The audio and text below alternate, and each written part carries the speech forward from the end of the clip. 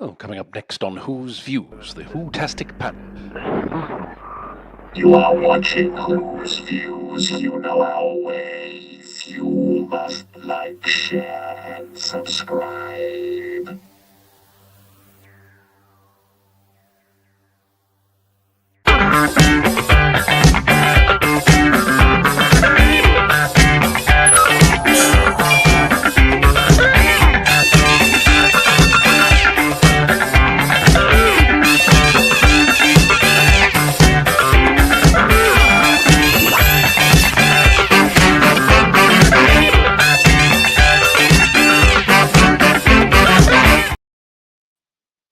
Does anyone fancy a really good time? See what I did there? See what I did there? Yes, it's back. It's Cyber Chat on Who's Views.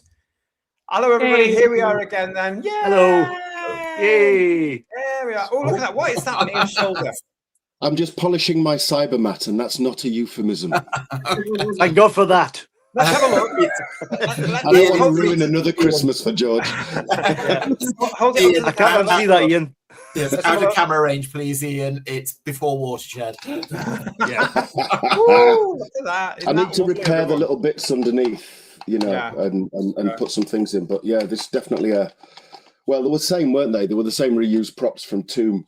Mm-hmm. But yeah, They were adapted, though, weren't they? But we'll get to that. Yeah. We will get to that, yeah. It's good to see you all, everybody. Welcome to Who's Views Reviews. This one, of course, we are looking at The Wheel in Space as part of our ongoing series celebrating 60 years of the Cybermen here in 2026. Wow. This is great. We're back looking at proper Doctor Who again, everyone. I'm really, really excited about this. So yeah, as you can see, I'm with Paul and with Kirsty. I am with the third Doctor Ian, and George is here as well. And an unusual one for us, this one, of course, because this is one of the stories from Patrick Troughton's time that is incomplete. So I'm sure we'll be telling you how we've actually got together to look at this and listen to this throughout the show. Let's see. Hello to everybody in the chat. Let's go to the chat, guys, first, and saying hello to Matt Enspiel. Nice to see you. And Graham is saying to us, Super Cybermat Ian. Thank you. Lex is saying George for Doctor Who. Oh yeah. And here we have Jethrick with us. Hello, Jethrick. Wheel in Space. Yay! I'd love to have this one back. Yeah. Well, on the plus side, we've got at least some of it to give us a more than a taster of what it was like. Exactly. That's true. At least it's not all gone. Stephen O'Neill is with us saying currently only episodes 3 and 6 exist in the BBC archives. Yes, they do. And Steve Braddock is saying to us, with that lovely picture of Pat Troughton there, love the retro intro. Well, thank you. Thank you very much. Hello to John Roberts. And Lex saying to us as well, excellent design of the Cybermen. I'm sure we'll be getting into that more. We've got Craig with us saying, evening all, second Doctor Cybermen, I couldn't miss this. Oh, that's good to know. And Lex, thank you for your super chat. I wonder if Ridley Scott and James Cameron got their ideas for Alien and Alien Worlds from The Wheel in Space. Well, yes. Of course they did. Yes. Yeah, absolutely they did. You can tell, can't you, Paul?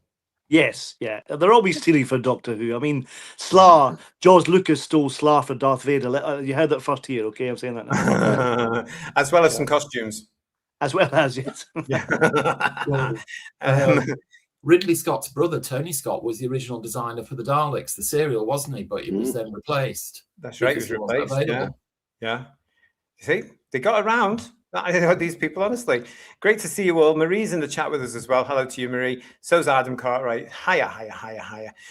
Right, so let's get on with this then, shall we? Let's get into it. And you can share all your views with us, as usual, everybody, please, through the chat.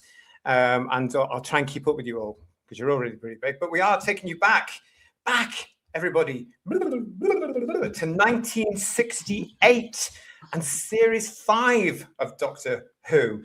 This is The Wheel in Space. It was originally broadcast from the 27th of April to the 1st of June, 1968 on BBC One. It was written by David Whittaker.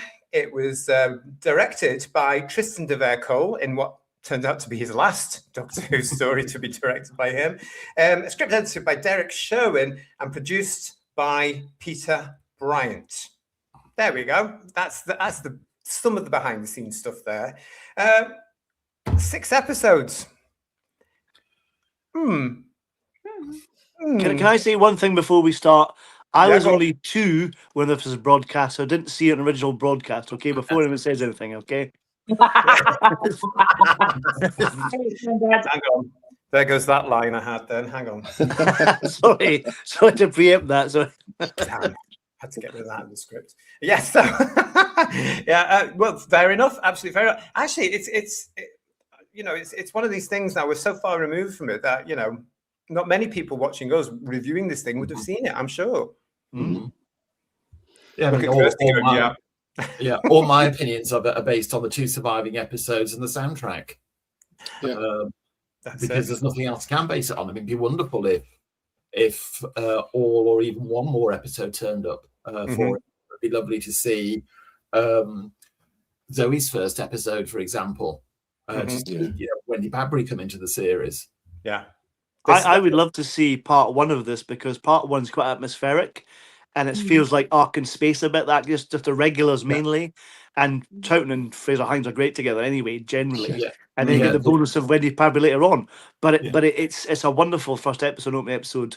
And the server robot, I have to tell you, I don't know if I mentioned this already, I've met the server robot. My friend used to have it in his collection, but it's moved on now. He bought it from me and Levine originally. Yeah, And I have actually met the server robot, so he says hi. So yeah, I was going to say, because the server robot still survives and he's in private hands, isn't he? So you just confirmed that for me. yes, exactly. So unfortunately, it was legless, and I don't mean drunk. He just didn't have any legs. So. Yeah. I mean, I have to say, Paul, yeah. while I agree with you, yes, it's a very atmospheric episode, and listening to the soundtrack, Patrick Troughton and Fraser Hines together, there's a wonderful rapport between them, and on the soundtrack alone, that just comes busting out. But in terms of the story, you could lose that episode and not lose anything of the story. Yeah. Hello to Count 1970 Lives. Good to see you. He's having his dinner while he's watching us. Nice, yum, yum, yum. Boulevard, yeah. Anyway. John Roberts is saying, I was 2 when it was broadcast as well. There you go, Paul. You're not on your own. Yeah. There you go. It was a good Has anyone seen the missing episodes while you're on? Just of interest. Yeah. If you have, it's Whose Views. I don't mean in the back of your sofa. I just mean on first broadcast. I mean, but yeah. Woodhouse 122 saying to us, first time I saw any of this was on that Cyberman early years tape. Yeah, I think that's where a lot of us saw it. That's Let's watch. Yeah. Well, episode before this thing came along, wasn't it? Yeah. Because episode 6 was retained by the BBC as one of the standalone episodes to preserve, and apparently the reason for that was because there was a 35mm print of episode 6 in existence, which was used to broadcast it, which meant it was of a very high quality, and the fact it was on 35mm film triggered the BBC Film Library to say, yes, we'll archive that one, thank you very much. And then a 16mm print of episode 3 turned up in the 1980s. A film collector was at a film fair and picked up that and was it episode 2 or episode 3 of the Faceless Ones as well. You got the 2 together. It's amazing, isn't it? How everyone go to car boot sales all the time. That's all you're looking for tins. When you see a tin, grab it, look at it, investigate it, love it, take it for a meal, and then see what happens, see what's inside that tin. Yes. Interesting there. We've got John Paul Barrett is joining us. Hello, mate. How are you? Saying, in my opinion, the best Cyberman adventure is Attack of the Cybermen. It's fantastic. You're gonna have to wait for that one. We're gonna be re-reviewing that as part of this series, of course, celebrating 60 years of the Cybermen. And the John Keeley, thank you for your super chat. Good evening to the panel and the chat. I hope you all are well. I pray and I hope a few of the recently discussed missing episodes will be of the Second Doctor. Yeah, that would be nice. Yeah, it would be brilliant, wouldn't it? My view is any and every of the missing episodes. But yes, if some Patrick Troughton episodes turned up, I would be highly delighted. Yeah, definitely. Especially if they've got, any would do, but I'd love to see some with the Cybermen in, as part of all that. I was going to say to you, though, tying in with what you were saying, though, George, even though we've only got the 2 episodes available to watch and we've got the audio, I think 6 episodes is too long for this story. Yeah. It does feel like, that traditional thing that they would say later on, you know, about Seeds of Doom being the classic one. There's 4 episodes with a 2-parter stuck on. Yeah. Invasion of Time, 4 episodes with a 2-parter stuck on under the same title. This way, I think it's a 2-parter with a 4 episodes stuck on, with those beautiful scenes with Pat and Fraser. But for me, it just seems, get to the Cybermen. Yes. Come on, hurry up. So, and also, you know, in the context of the story, don't the Cybermen have the most convoluted plot ever? To take over the real estate? For God's sake, just park your spaceship next to it and invade it. Yeah, they do The something Cyber similar. planners get a bit carried away for this particular fan, definitely. Yeah. Yeah, I mean, come on. How many packs of post-it notes did you go through to get to that one? Imagine that on a flip chart, you know, with lots of pens and stuff. Yeah. And we put the Cyberman in first, just to scare them a bit. You know, Lex is saying to us for a super chat, I watched it on the Lost in Time TV. If you haven't got the Lost in Time TV DVD, viewers, I know it's a DVD. I know it is. It doesn't matter. If you haven't got this, viewers, you've got to find it, source it. I think it's still available on the places like Amazon and stuff. Yeah, You've got to get it because it's so important, you know. Yeah. It really is. It's great stuff. And Kev's with us. Hiya, Kev. How you doing, pal? I love the balance of character between Jamie and the Doctor. But unlike nowadays, the Doctor is the Doctor and the companion is that, a companion. Exactly, yes. Yeah. Yeah. Yeah, I agree with that as well. But I think the fact that you've got what we can see and what we know, of course, of the second Doctor with Jamie, what a relationship that is. That is a special bond. And it's unique, I think. Yeah. I hate to use this word, but it's a bit like a bromance. They're great together, really are. You know, really are. Yeah. And also talking companions, you know, as we know, it's Zoe's introduction. Yeah.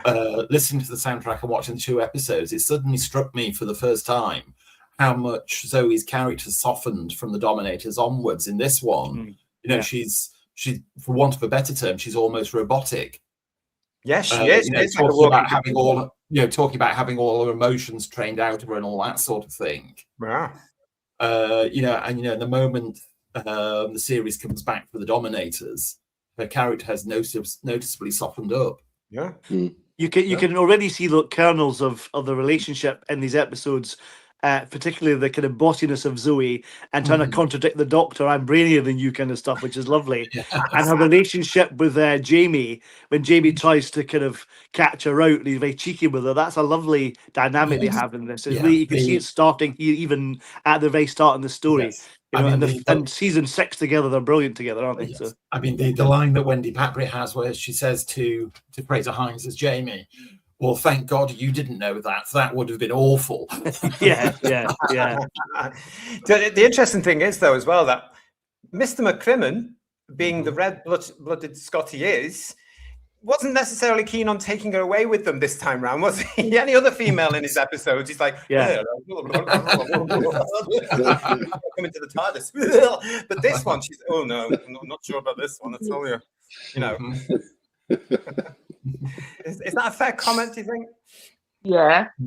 Yeah. Well, they are more like brother and sister in this, aren't they? Whereas Victoria and Jamie were a bit more, almost like a couple, weren't they? A little bit, you know? Yeah, I mean, you know, there were scenes where, you know, Victoria was actively batting away Jamie's advances. Yeah, with a big stick. I have to, you know, looking at this as well, I have to say that here we are, it's Series 5, it's 1968. I really am impressed by the SFX, the special effects, the model making. I mean, I love this shot. Here we go.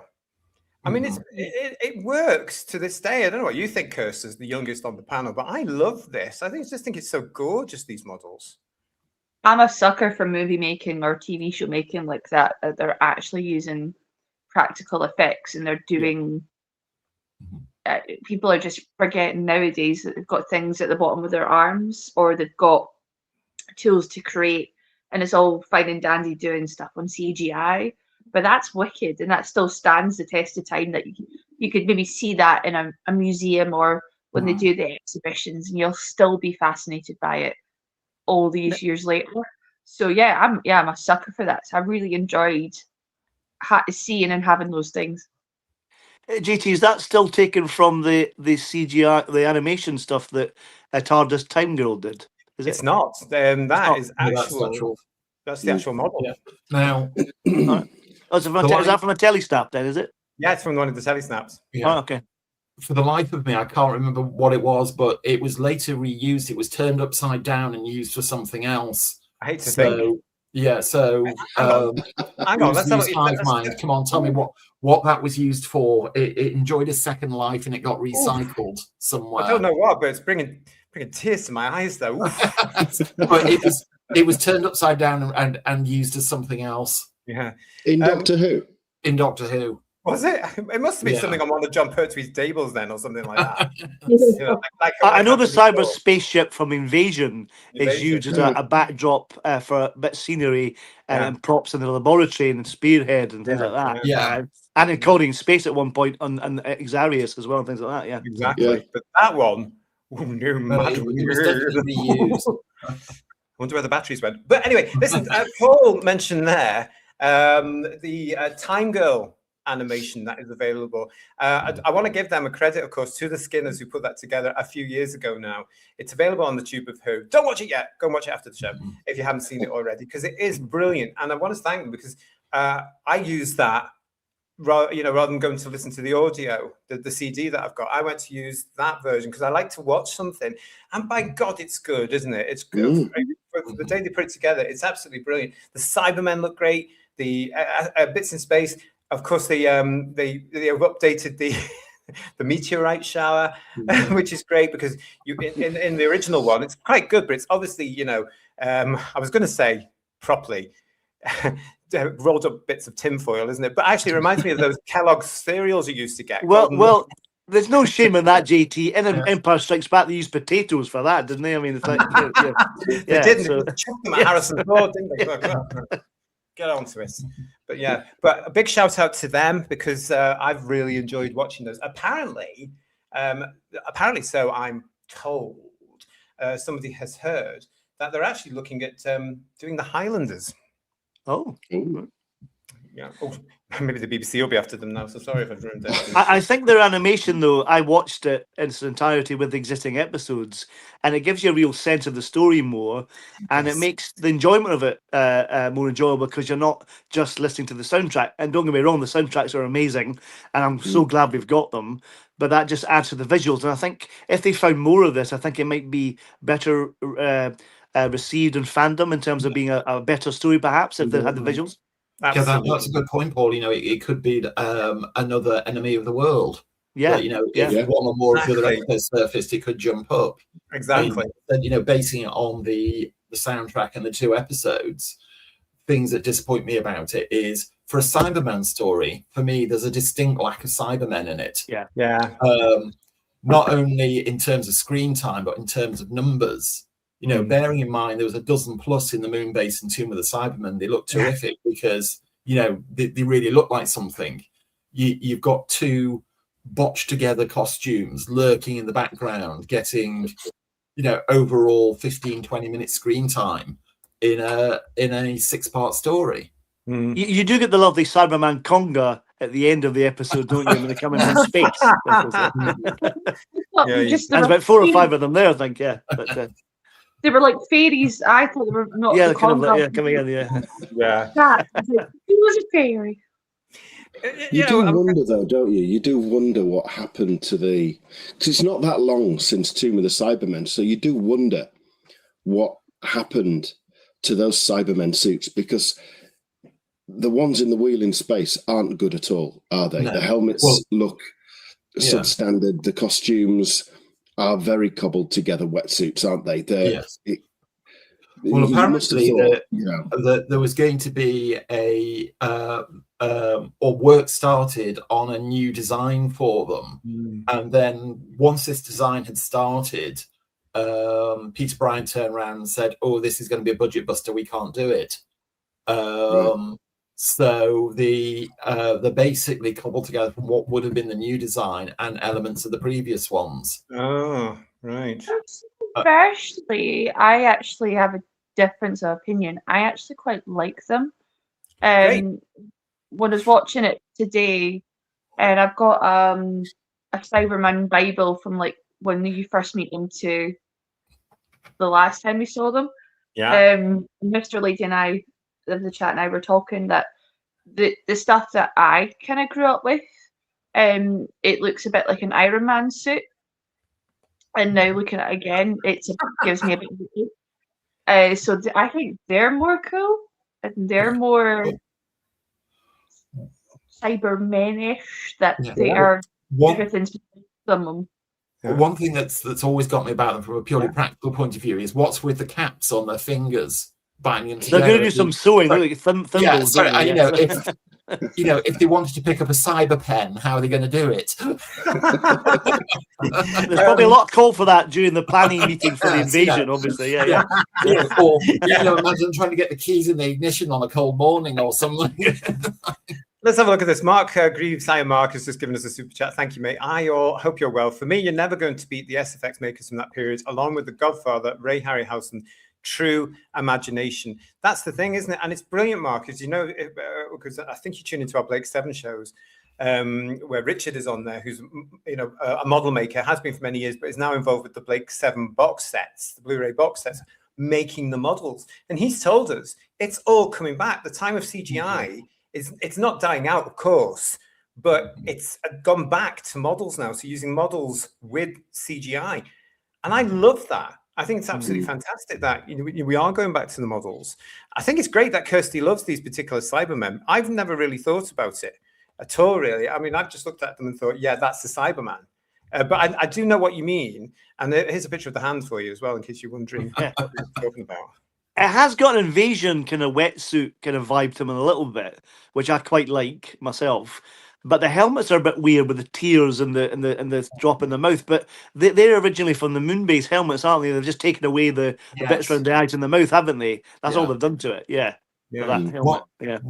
Yeah. What they always make me think of was, back in my very young days, living in the Doctor Who exhibition in Blackpool. The almost permanent Cyberman that they had. You could rent rooms, I believe, yeah. So yes, which was made up of bits and pieces from various costumes. That whenever I see one of the wheel Cybermen, that always reminds me of the Cyberman that was in Blackpool. It just seems to be a bit of a hodgepodge of various cyber designs. Yeah, I've shown that. I showed that picture that we had of those hodgepodge designs in our original Cyber Chat show launching this series. I should have put it back again today, but I remember clearly thinking that's not a Cyberman. I'm being told by my dad, no, it is. That comes from a black and white episode. And it was just like, oh, okay, right, all right. It was a bit cheap back then. So sometimes the hodgepodges work quite well. I do love the one on the front cover of the Radio Time special.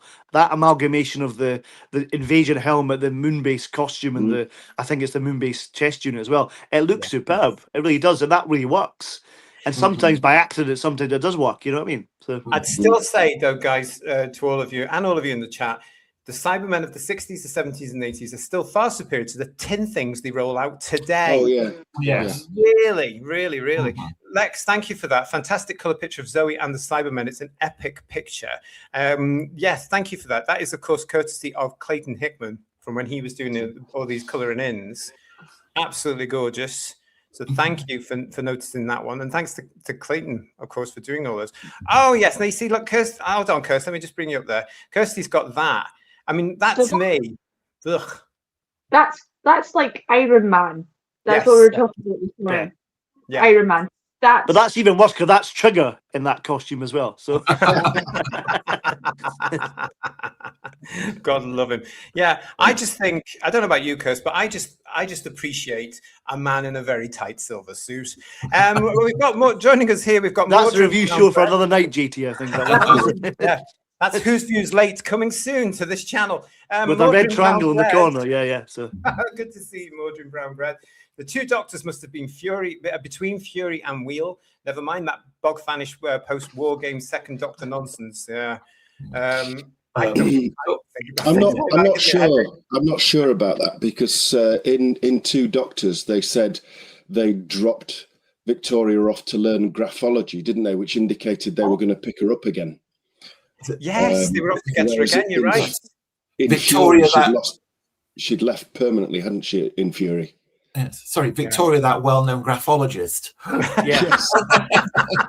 But wife was still a graphology. I know. Actually, on She that, kept one that thing to I do- herself, obviously. yeah, the one thing I do like about this story is the way it dovetails with Fury from the Deep and with the rerun of Enemy of the Daleks at either end of it. I think that works really, really well. It's an early example of Doctor Who becoming aware of where it is, though, isn't it? Really, because you've got that scene with Victoria at the very beginning where Deborah Watling apparently gets a credit for that, even though she doesn't speak. Yeah. How weird is that? And hopefully a fee as well. So, Well, I'm sure she would have got a few quid off it as well. Yeah. yeah, I'm sure. Yeah. Listen to this from Robert, guys. Apollo spacesuits had thimbles on the end of the glove fingertips. Perhaps they were thinking of those at the time. Oh, maybe. Yeah. Maybe they did. And Kev is saying to us here, I agree, Ian, this was the road to make the Cybermen more robot than human. The original had them showing their hands, a nod to them being human. That's part of their development, though. We talked about that, didn't we, as in our original Cyber Chat show? The evolving of the Cybermen, and as techniques in the BBC had changed and, you know, more cloth and what have you, more material came available, the Cybermen changed. But yet, I'm going to say to you now, I think you could show the Wheel in Space guys to somebody younger than Kirsty, and they'd recognize the Cyberman. Oh yeah, yeah.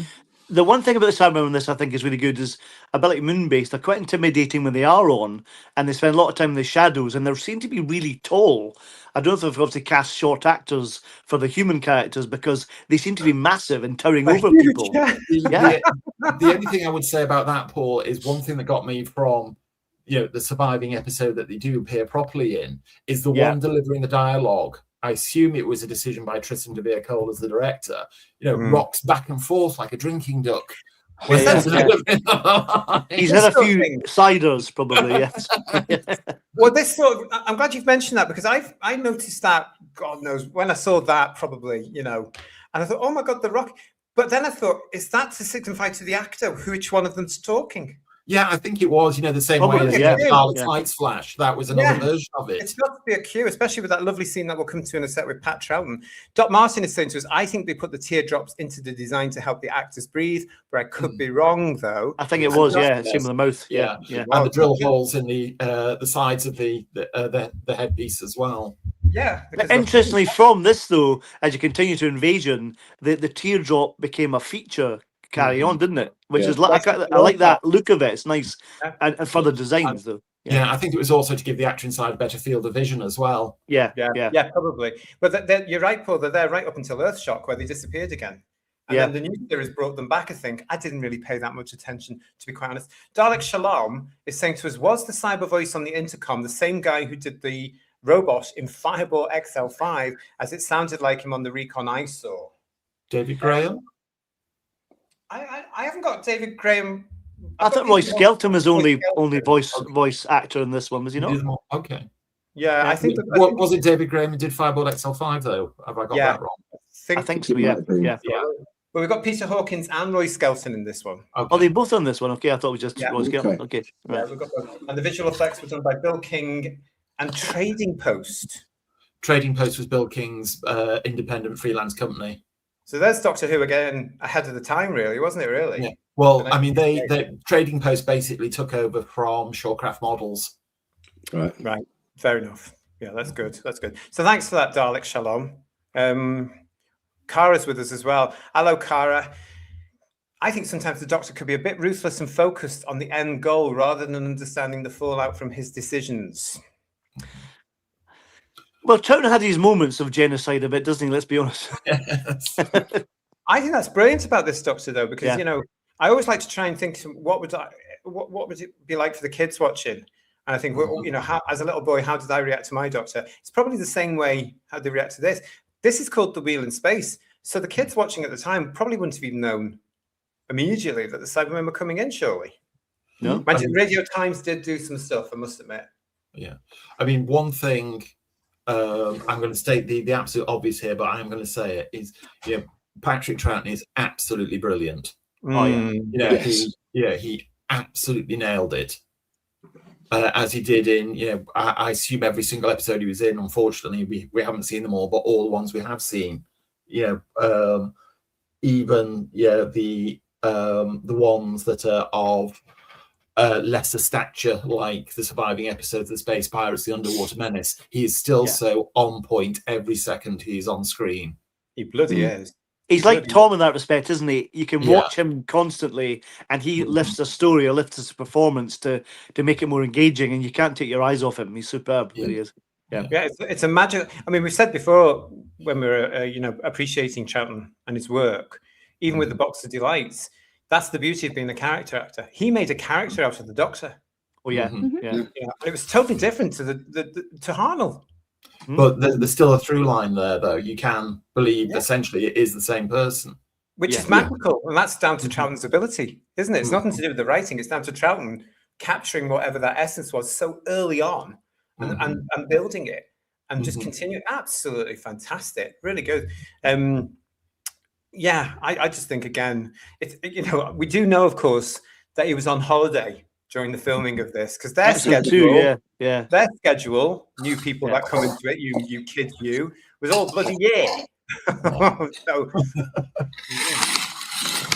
think on and look sharp, I say. But it's those sort of things, where Fraser's holding the episode and the Doctor's ill, unconscious, whatever you call it, so that Troughton could go off on his holiday. Yeah, I just found that, again, because they did it with Hartnell, didn't they? I understand why it was done, but I just think, as much as I adore Fraser Hines, though, you do miss Troughton from not being in it, don't you? That's what I mean. You think, we're losing the Doctor a little bit here. Yeah. That's a shame. Mark, thank you for your super chat. If Trigger was converted, did he call the Doctor Dave? Yeah, he did. Did you not hear him? Well, his name is Dave, isn't it? Yeah. The Cybernizer now, mate. All right. Derek Hart is saying, just good evening, PT and the Who's Views. Hello, mate. How are you? Derek. Heretic is also saying, the Cybermen are my favourite Doctor Who villain, but they're banned in the house as the missus is terrified of them because they freak her out so much.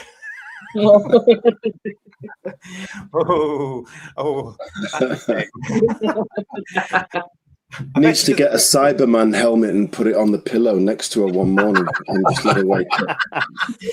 Or get one of those character options ones that you can do the voice with the voice changing, and just bring her a cup of tea in the morning and do that. Because hello, film it. And Graham's saying to us, I always think of the Cybermen as being Pat's monsters because they appeared so much in his era. There's a reason for that, of course, Graham, because they couldn't get the Daleks. It's interesting you say that. There's a rumour that went on for a long time. I don't know if this is true. Maybe George, you can back this up, or Ian can, as well. Is whether or not there was a great story about the fact to try to get the Daleks and the Cybermen for this finale, which I don't know if that's complete nonsense or apparently, not. The original idea for the story was to have the Daleks and the Cybermen battling it out. But Terry said no. And Terry Nation said, no, I don't think so. Yeah. I'm so relieved, to be quite honest, because goodness knows what. Well, I think Terry Nation, when Peter Bryant phoned Terry Nation, said, no, I don't think so. Sorry, got a dash, Peter. I've got another wheelbarrow full of money I've got to count. Bye. Oh gosh, I'm not really into crossovers that much anyway. Can you imagine though if the Daleks and Cybermen were in it? The plot's complicated enough without the Daleks getting involved. You know what I mean? Dalek Shalom saying to us, the modern Cybermen seem like a peripheral character controlled by a more powerful villain rather than a main threat. I think the Wheel in Space, Dalek Shalom, for me, even though we've only got the 2 remaining episodes and the rest, of course, are all on audio or wherever you want to find them these days, I think the Cybermen, even though there's, as George says, there's only a couple of them here. The rest are all off screen. I personally, George, feel that they're all there. I feel that they're off screen. As the dedicated fan I am. But I think here, the Wheel in Space has more to do with the Cyber Legend than anything the new series has brought out. I really feel, yes, these are Cybermen. But one thing, again, listening to the soundtrack and watching the 2 episodes that suddenly struck me about this is, in the context of the story, all the taking the Doctor and Jamie out of it, why doesn't anybody know about the Cybermen? Because the 10th planet took place, the moon base took place, and yet nobody's ever heard of the Cybermen. They do have that as an issue, though, don't they, in early Who? Because, I mean, as I mentioned before we came on, listening to Dalek Master Plan at the minute. And so that's set in the year 4000. And they have no recollection whatsoever. Hartnell's doctor has to say, tell them to look up the year. Now, it's interesting because we always thought 2164 or after that because that's the date on the calendar. But Hartnell says, tell them to look back to the year 2157. And you think, all right, it's the best part of 2,000 years before, but it's not like the year 2000 and going back 2,000 years. This is year 4000 going back. So they've got technology and they should have recordings and stuff, but they seem to have no knowledge of that Dalek invasion either, do they? Really? But it is an ongoing thing. It is. You know, at least in the moon base, you had one of the characters, and I think who it is at the moment, had a line something like, "Of course there were Cybermen, but everybody know they died out years ago." That's That the was thing. Hobson. Yeah, That was Hobson. that's the thing. Yeah, and but that's also moving on a little bit. That's also mentioned in Revenge of the Cybermen, isn't it? Oh, they're so far ahead now. Oh, don't be daft, Doctor. The Cybermen died out eons ago. So maybe that's the problem. Maybe the Cybermen at the time of the Wheel in Space. Because I remember having conversations, Ian, in pubs when we were kids. When's the Wheel in Space set? Well, I think it's set in the 21st century, and I think it's set in the 22nd century. And we would get quite heated up in those days over these things, Kirsty. You're like, no, I think you're talking absolutely. We still do, Kirsty. Don't ignore him. Yeah, we still do. It's not the design of the space wheel, as well as being quite good. Because if you look at the International Space Station now, it is built along the basis of a truss. Because he's so big. Yeah. Well, probably. But if you then look at that, if you take those girders out and just leave the circular bit and the central bit, it's not that dissimilar from Nerva Beacon, is it? No, really? No, it's not. No, it's and not. it's, and they get all that, I think, from 2001, which had that big wheel space station. And I think that set the theme. Really. Maybe Going back slightly to the Cybermen, one thing I did find quite useful and intimidating, although there's no surprise they're coming. It's like the stomping. They make this buzzing noise when they turn up. Yes. Yeah. You may feel a bit scared because here they come, but there's no surprise. You know. Do you mean that? When they turn up. Thing? Yeah. I love it. I love it. It's just a great sound. Yeah. I'm sure that was played at the Blackpool exhibition, and I'm sure I nearly wet myself when I heard those things. Yeah. One thing I will give to the Wheel in Space as a huge plus is I think the Cybermats are far more effectively used here than they were in 2. Yeah. They've got a real sense of threat and menace to them this time through. And they don't look quite so silly. No offense to your Cyberman, Ian, but they don't do the bulging eyes bit they used to do in Tomb, which is a bit silly. Whereas they're a bit more. The redesign slightly better, I think. No offense to your Cyberman, because that's cool as well. I do think they do add to the tension. I like the way they light up. They are very effectively used. Yeah, because they're slightly playful to start with, and then they're really threatening, aren't they? So let's have a look, see what Craig was saying to us here. I've seen the story again on the BBC iPlayer, and the only thing that gives you a clue that the Cybermen are involved is the writer's credits at the start of the episodes, something a child wouldn't get. Yeah, that's possibly true. Yeah. Stephen O'Neill saying to us, as the BBC's coverage of the 1968 FA Cup final, whatever that is, overran, episode 4 was broadcast at the later time of 6 p.m. instead of the intended 5:25. That's great, Stephen. Thanks for that little bit of knowledge there. I can actually tell you then, in case you're wondering, who viewers, the ratings for this is series 5 of Doctor Who. I think these are brilliant. Episode 1 got 7.2 million viewers. Episode 2, 6.9 million. Episode 3, 7.5. Episode 4, 8.6. Episode 4, 8.6. Sorry. Episode 5, 6.8, and episode 6 got 6.5. I think that's really healthy. Yeah, Disney could only dream of that, couldn't they? Let's be honest. What about the +7s? And the +24s? Yeah, the +7. Where it is today, Ian. Yes. Yeah. So that later time slot helped the ratings enormously. They'd be gagging for it nowadays. Yeah. More of that on Sunday. This Sunday on Headlines, everybody. Kev Gresham saying to us, you've got a low alcohol, a 0 Guinness. I've got to drink that right now. To get the iron back in my blood. I've got to get that. Sorry, I'm going off on one. Remember, the Doctor is an alien, says Kev. Patrick absolutely nailed the character, and hats off to the 2 that followed. They didn't copy him, but developed the character. Well said. Yeah. Well said. There's something very magical, as we've said many times on this channel about the first 4. No disrespect to 5, 6, 7, or even No. the 8th. But the first 4, magical. Something there that I can't quite grasp, but there is between all 4 of them. It's We beautiful. were also talking about that today, that I've got a soft spot for Patrick because I can see that Matt Smith used a lot of the qualities of Patrick for his Doctor, and that for modern audiences in the modern times, I couldn't really care less about most of them, but Matt, you can see that he's actually put in the homework, and it's that nice quality of how Patrick was, and it's not him copying Patrick, but you can see that he's made a nod to the, because essentially Patrick had the hardest job. Yes, because absolutely. Yeah. So he, like the ultimate bad man, that he's paid the way. So it in a nice way. I've got a big soft spot for Patrick because he has that qualities that I remember from my childhood, from growing up, that you guys will have with like 3, 4, and 5, if that makes sense. Yeah, it makes sense. Yeah, it does. Perfect sense. Woodhouse 122 saying to us here, we first have the Doctor. We first get the Doctor's name of John Smith in this story. It's hilarious that because it's like, hey, John, what? Sorry, what? I love the fact that it's written on the blooming medical machines on the as well. equipment. Yeah, it's great. Yeah. Oh, that's where that's it's these little things, isn't it, that get lost. Today, had the episodes been completed and it'd been marketed to hell like everything else, more people would know about that. But to be able to get that little link while you're listening to it and stuff, I think it's really nice. I think it's just fantastic.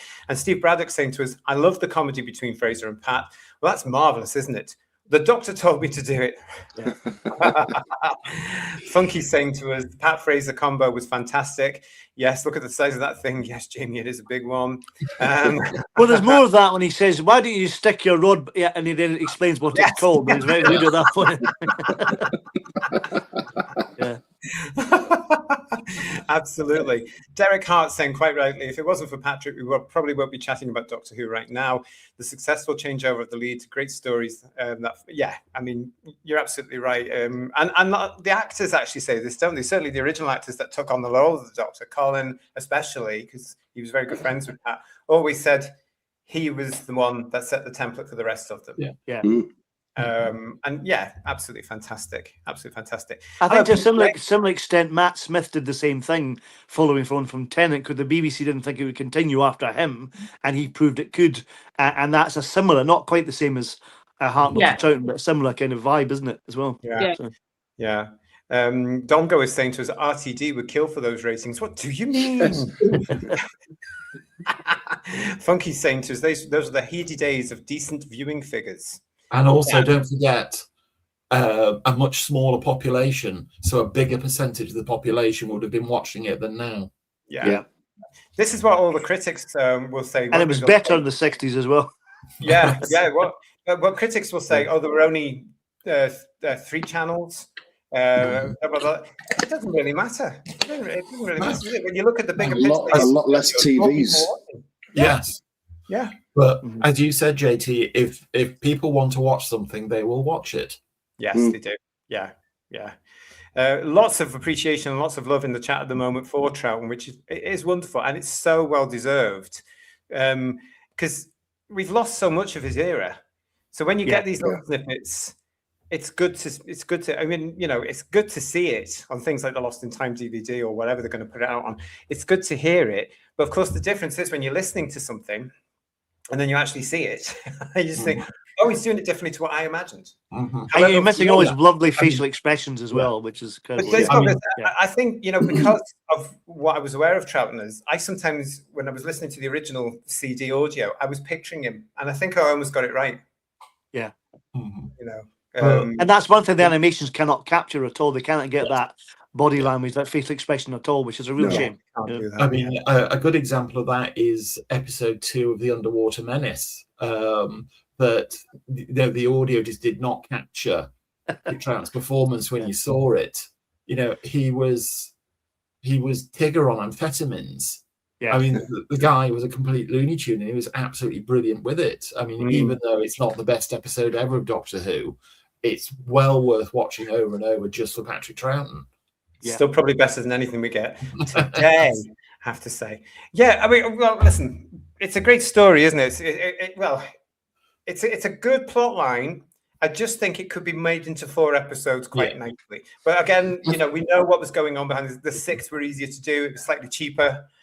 Yes. A couple of sets. Get your money's worth of the sets for an extra couple of weeks, that kind of thing. Yeah. They had to do a lot of episodes, though, didn't they? They had to churn out a lot of episodes every year. And I think the quality that they hit in doing that for the money they had was amazing. Miraculous, isn't it, really? Let's be honest. It is. But I do think the Cybermen function better as 4-parters. I know, this can plod, and George, you were absolutely right. It's a very, very, very convoluted episode with the plot line and everything, and the PowerPoint that they were doing in their cyber huddle to present the plan must have gone on for about at least a month. But you then go to the invasion, which is 8 episodes, but it's totally different. And I think that benefits from the fact that it's set on Earth, modern times and everything else. But again, the Cybermen come in at the end of episode 4, don't they? So really, it's a 4-part Cyberman story from episode 5 through to 8. And it's incredibly tight. Yeah, as I said, when we watched it, the invasion is almost like 2 4-part stories welded together. Well, it is. Yeah, isn't it? It's you've got the thriller espionage 4 episodes, and then you've got the cyber invasion. Yeah. It's true. Can I just go on? Can I just very quickly say you just had that last slide up on the screen there, JT? Okay. For anybody who goes on about lava lamps in Doctor Who and the Daleks, the Peter Cushing movie, shut up. I love them. I love the. Do you know, when I see these pictures and stuff like that, I cannot, for some reason, take my eyes off them. I think absolutely wonderful. I actually wondered in Doctor Who and the Daleks, is there like an Argos on Scaru or something like that? There is. It must be, or something similar. Yeah. I have to say, again, guys, huge thank you to Clayton Hickman for doing this. Wow. Well, that's lovely. That's really nice. Yeah. Isn't that fab? And look, that looks like a teenage Cyberman there. It does, doesn't it? Yeah, there's something not quite right there. Yeah, he's at the cyber club. Yeah.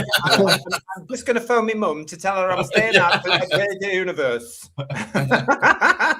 Hello, cyber mum. Yes. Yeah, there's something about it, but I do like it though. I do like it. But I think the colour brings out George's point about mishmashy. Look at that helmet. Yeah. Oh, but did anyone notice there's a lovely bit of, I think, parcel tape on the cyber neck at one point? Yes.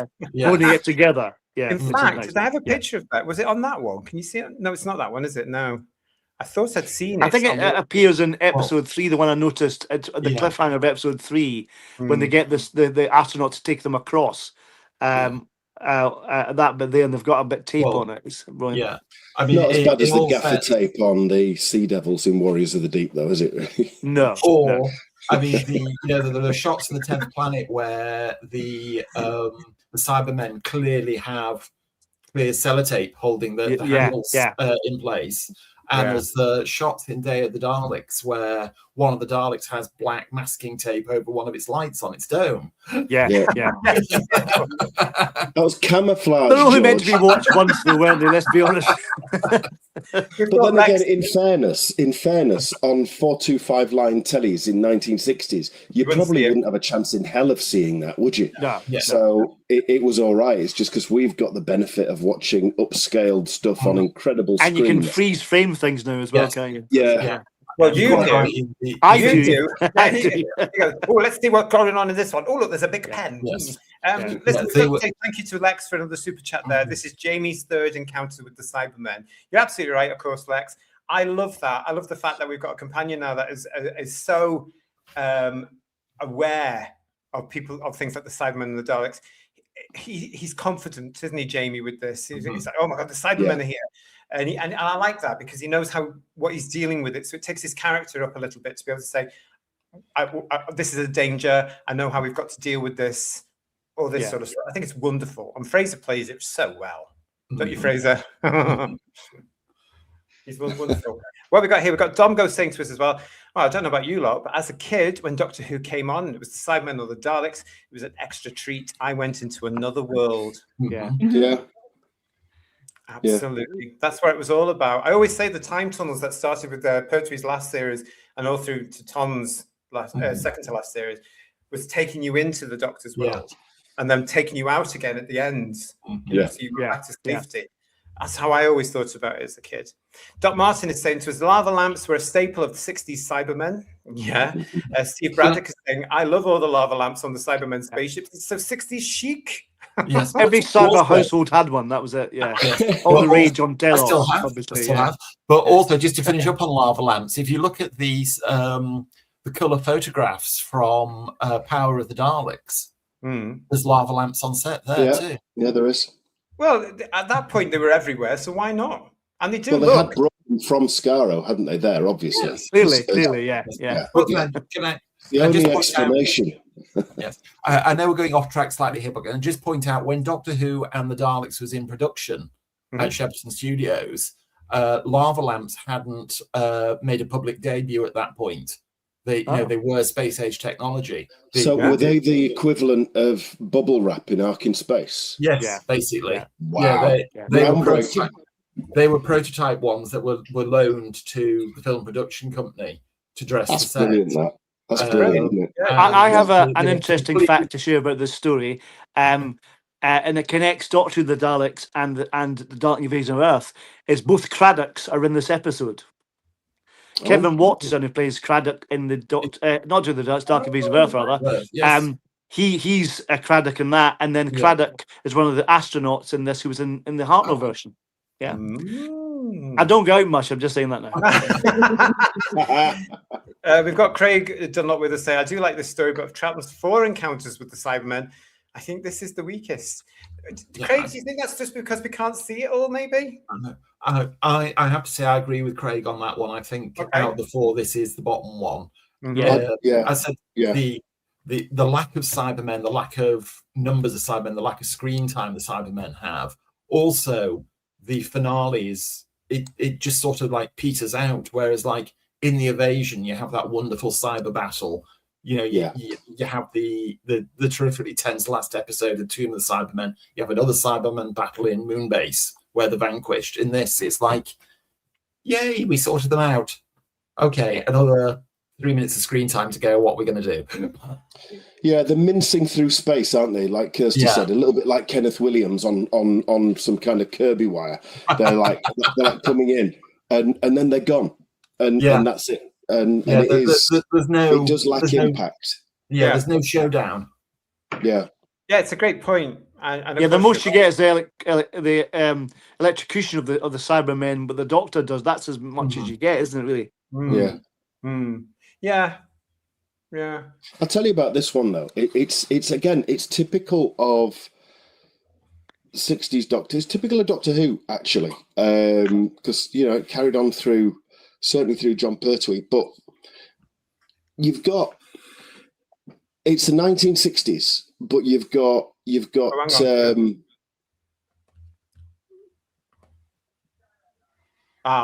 we are. That's lovely. Yes, there we are. I almost imagine them going tra-la-la. Cyber ballet classes, that's what it is, yeah. This is lovely. Yeah. But in this story, it's 1968, but you've got 3 very, very, very intelligent and very, very senior positioned women. You know what I mean? Yeah. Whereas you're all led to believe, and we've talked about this before, you're led to believe, you only got powerful women in the 2000s and whatever, 2010s onwards or whatever, and it never happened in the 60s. But you've got Zoe, who's supposed to be incredibly clever. You've got Tanya, who's the one on the left there, and then you've got Dr. Gemma Corwin. And very, very well played, all of them. But the fact is, you've got 3. You've not just got one token one, like sometimes you do, say, in the Ice Warriors or something like that. You've got 3 really good female characters here, really well fleshed out. And it's 1968. So all that they say about, you only got women characters in the 21st century, absolute bollocks. It really is. I mean, I think the whole thing is very well cast. I mean, hats off to all the cast, that exception. I just think the material they had to work with wasn't as good as other stories of the era. There's a wee bit clunky dialogue in this as well. I mean, did I ever tell you about my nose and all that kind of stuff? Some of it, and the flirting between Tanya and Eric Flynn is a bit weird, isn't it? It's a bit clunky, bit cheesy. It's got smacks of Derek Newark and Inferno a little bit. You know, kind of I don't like it as well, because we're talking about the fact that they are strong women. They are. The three of them are strong part.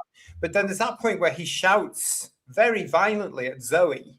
And she toddles off after him as if to say, "Oh, I've got to console him now," which is a very 60s thing to do, you know, in that sense, where she's just, "Oh no, I've got to go make him a cup of tea, or I've got to console him and make sure he's all right." She doesn't stand with Zoe and say, "Are you okay? Never mind him. He's a bit of a you know what." You know, crazy.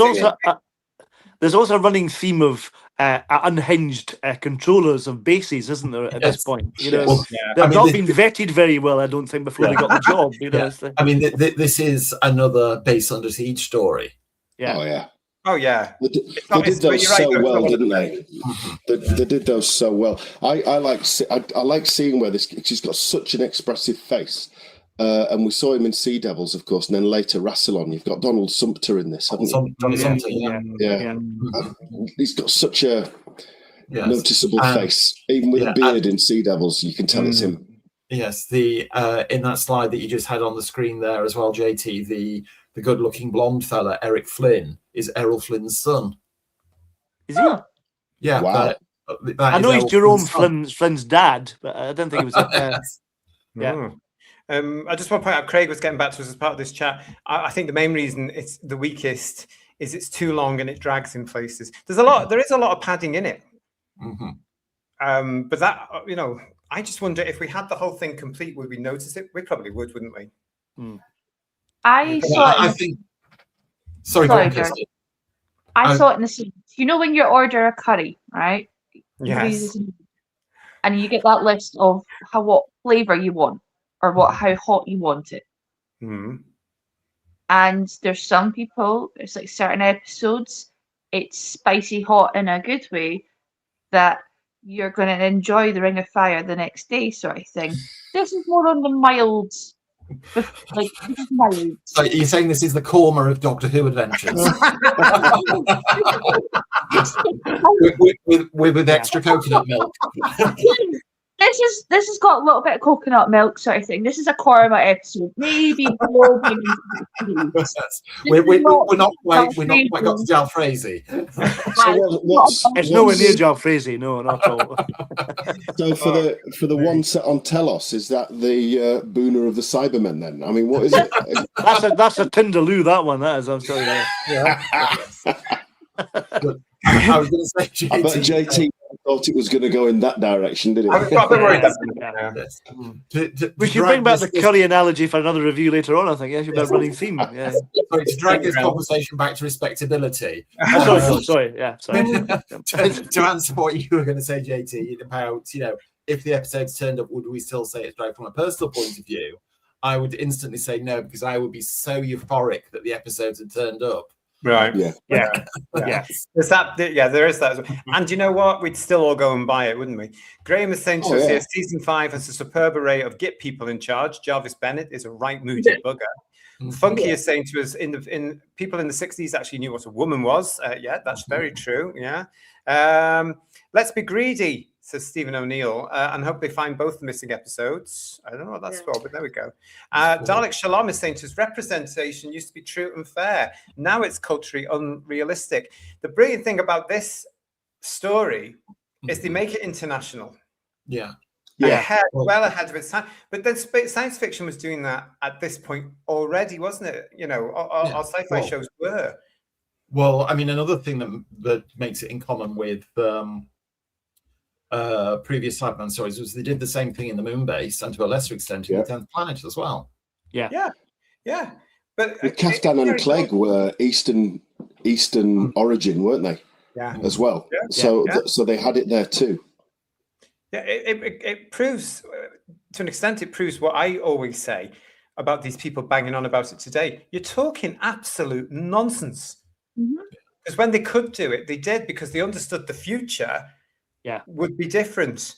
They didn't look at the future that we're in today, basically, because it's quite ironic, isn't it, really, that we're getting everything wrong, arguably, right now. I mean, Paul, you're saying there about space commanders not being vetted properly. That's very now, isn't it? So the wheel in space, that's very now, yeah. must be set now in 2026.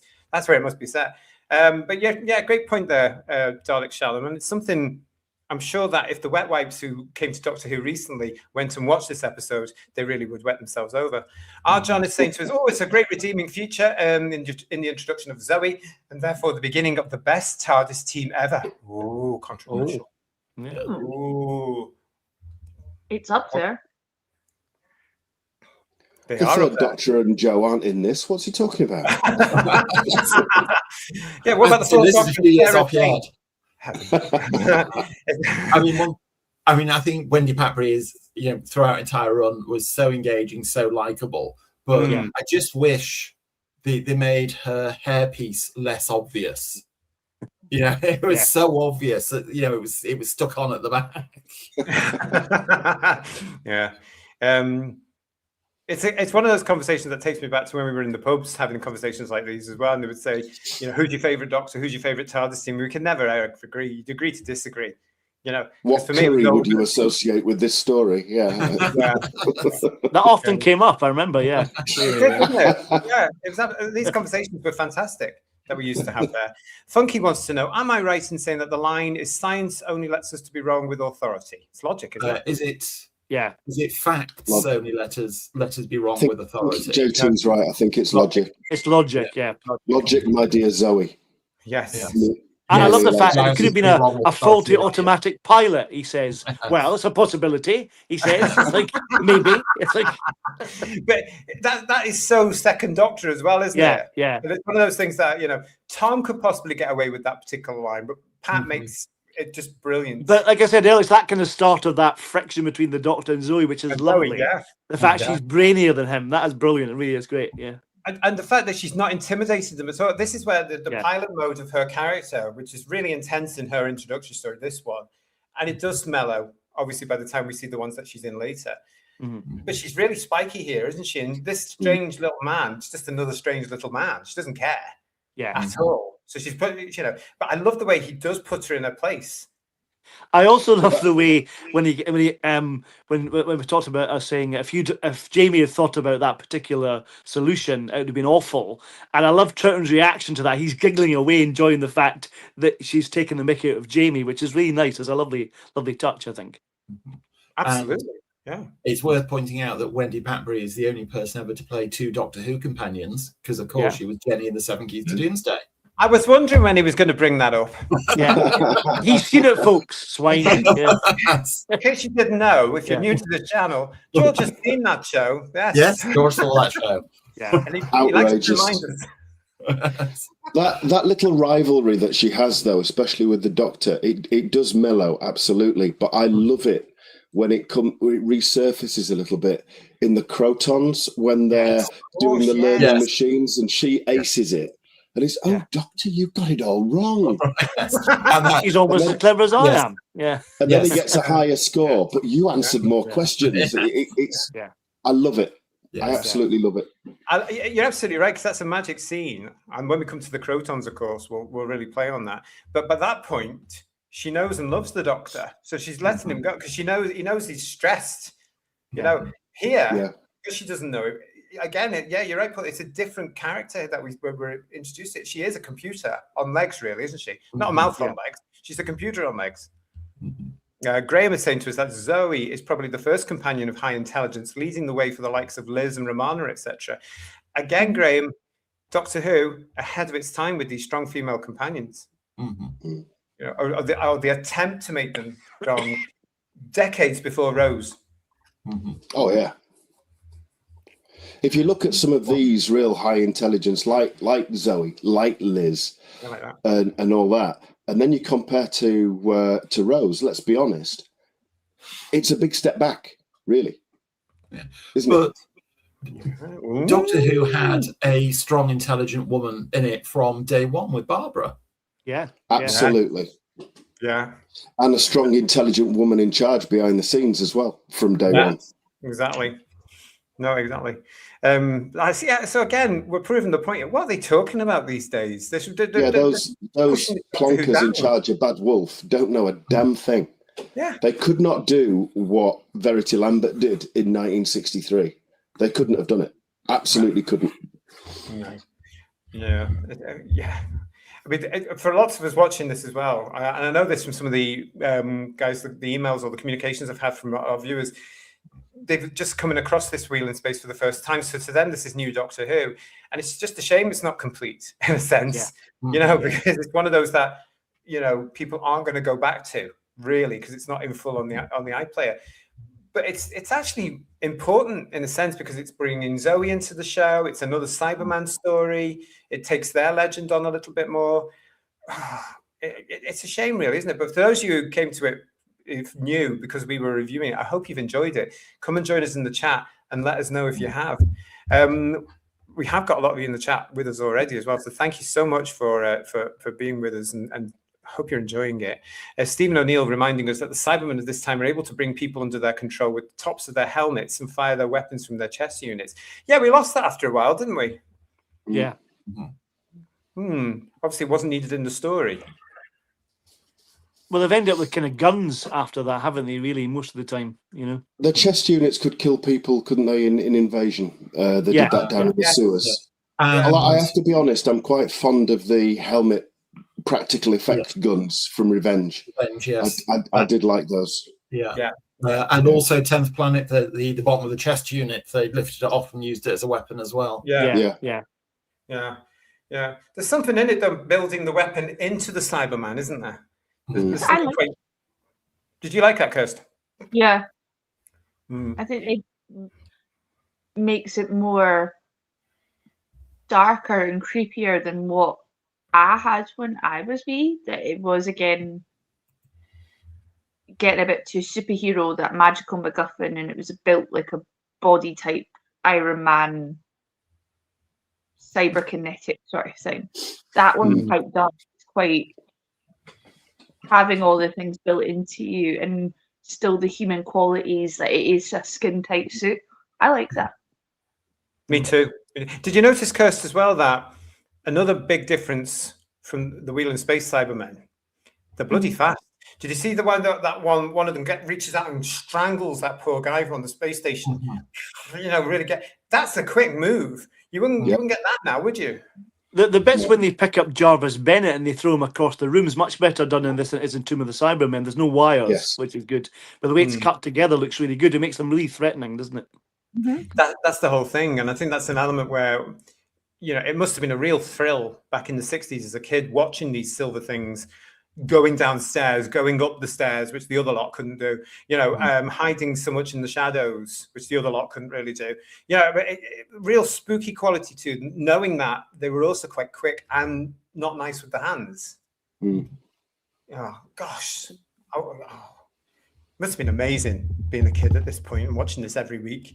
I'd always imagined the Cybermen could be quick. And the only reason that I'd imagine that, because when I was growing up, I don't remember any of Troughton at all. So my first time seeing the Cybermen on TV was Revenge of the Cybermen. And they didn't do any running in that. They were just very much slow marchy, weren't they, with the chime music and everything. But it was the 10th anniversary special because you had Ben and Polly and they were being chased across that shingle beach by those Cybermen that were very, very clear. And they were hybrid Cybermen, really. They were slightly different from what we'd seen on telly, but they looked bloody good. And they were clearly running. So I'd always got in my head that the Cybermen could run. And then you'd read the books like The Moonbase, where the Cyberman is running to catch the astronaut, and he's going really slowly. And is he going to get back to the Moonbase in time? And that kind of thing. It was Benoit, wasn't it? He was being chased. And it's in there. And I mean, in the 10th Planet, the Cybermen run across the Arctic surface at a fair old lake. They leg it across the moon surface at a handsome rate of knots in the moon base as well. They realise, of course, running is not good for them because their headgear comes off, doesn't it, at some point? That's the problem. They wobble, don't they? But there is something. I mean, I remember this. I only had one cyber story as a kid, and that was Tom's with Revenge Cybermen. And then I had to wait till 82, where I'm a teenager. But the whole beautiful thing, and actually the Wheel in Space Cybermen were part of this, because of course you got those pictures of Zoe being terrorized by the Cybermen, and all those little pictures I've shown in things like the Monster Book and anything to do with the Weekly, and when they were talking about the Cybermen, there was this whole mystique about them. And I always, I think also from the Target novelizations, they were always down as being fast and nimble and strong. The strength of 10 men, I seem to recall. The Cybermen had. Yes. I remember, probably most of you will remember this, apart from Kirsty, because she's too young. Take it as a compliment, Kirsty. In 1982, I know, and I'm making a compliment. 82, when we saw Earthshock and we saw the flashbacks in episode 2, I always thought, and we probably all did, that, that's Tomb of the Cybermen, is it? When the Cybermen refer to the ice tombs on Telos, and they show a clip from Wheel in Space, that bit with the Doctor electrocuting the Cybermen, and I thought, I'm sure you guys did as well, that was Tomb of the Cybermen, because that's what they said it was, You just mentioned the Target books there, JT. I remember reading something years and years back now. Apparently the Target version of the Wheel in Space is the rarest of all the Target books. It is. Because I seem to remember a story about a lot of copies were destroyed in a warehouse fire. That's right. And it never got reprinted. So the surviving copies became very rare. You're absolutely right. And I'm going to take this back. First of all, I want to show this, though. And look at this, guys. From John. It's going to be a good episode of Who's Used when George is in it. Well, thank you, John. That's nice. Can't argue with that. Yeah. But no, on that matter, I've got this, because you're absolutely right. These are the Target versions of the Wheel in Space. You've got here the original version on the left, the audio version in the middle, and I'll come to that one on the right in a second. But yes, this is going right back to 1988. When the paperback, the original Target paperback by W.H. Allen was published, 23,000 copies were printed. It is considered to be the rarest Doctor Who novel, though, George, simply because there was a warehouse fire. Yeah. And it destroyed so many books, unfortunately, of which the Wheel in Space was one. Now, that has meant that, of course, over the years, everybody... Could have been Space Babies, couldn't it? No. I don't think so. But it does mean, though, that the Wheel in Space from 1988 can command quite high prices. Now, also in the middle there, as I say, you've got the BBC audio novel from the Wheel in Space, which is now only available on download, unfortunately, because they didn't really ever publicize the fact, and it really annoyed me, everybody, that these things were just limited. Once they were printed and they were gone and they were sold, they were gone, and they've moved everything to download. It's such a shame. But if you can find it, if you find one in a secondhand shop or whatever, buy it, because it's pretty good. It's really, really good. And then the right-hand side of this is the reprint of The Wheel in Space, which was last year in 2025 and was released exclusively with Doctor Who magazine. Oh, I didn't realize there was a reprint of it. Yeah, that's last year's version. That ties in with their version of Target, the BBC book Target, with the blue spine and everything like that. That's available. It was available. So there's about 35 years between the two editions. Yeah. The cover's a bit messy, though, isn't it, on the new one, isn't it? It ties in with what they do. I mean, if you look at the ones that were announced this very week for the new version series, it ties in with what they're doing there. But I prefer the original artwork. Yeah. Of course I do. I think it's beautiful. The original Cybermen one on the one from 88. I mean, it's on a shelf. I'd have to have a look. But am I right in thinking they were quite goldy coloured, weren't they? They weren't silvery. I seem to remember them being quite goldy coloured. No, I think mine was. Mine's upstairs, so I can't see it. But no, I think it was quite. I don't remember it being gold. I'm going to have to check now. You go and check, Ian. You go and check. That's it there. So if you find one of those original editions around somewhere in secondhand bookshops or the book fairs or anything going like that, and it's a decent price, treat yourself. It's a bit of an investment. I've got a memory of reading somewhere that more than half of the print run was destroyed in that warehouse fire. Oh, it was more than that. Yeah. I mean, I was bloody lucky, because the only reason I got it, George, is because I was doing a job in a library supplier here in Scotland. You don't get them much these days. But it was a library spy, and they ordered their book and it had come in for the release date. So that's how I got my copy for the. Did you borrow it from the library, not return it, JT? No, no. It was great though, because I remember that it came through on the trolley, and it was the usual amount of Doctor Who paperbacks for this one thing, and I took my copy off it to go and buy it with my staff discount, and the rest went to libraries. Okay, I must have been really lucky, because I seem to remember just wandering into my local WH Smith's when it was first published, picking up a copy and buying it. Very lucky. Yeah, same here. The numbers that went to various places. Smith's would have been the big one for them, of course, because that was the main bookshop at the time, wasn't it? But the numbers were reduced as to what went where, apparently. But yeah, a lot of them lost in the fire. That's the only reason. Go on, Ian, what are you saying? No, I've checked on here, and I was talking shite. Yes. I don't know where I have that memory from at all. But it's maybe you're nice getting mixed up with the Silver Nemesis Cybermen. Possibly. I honestly have no idea. I have always thought that for some reason they looked goldy.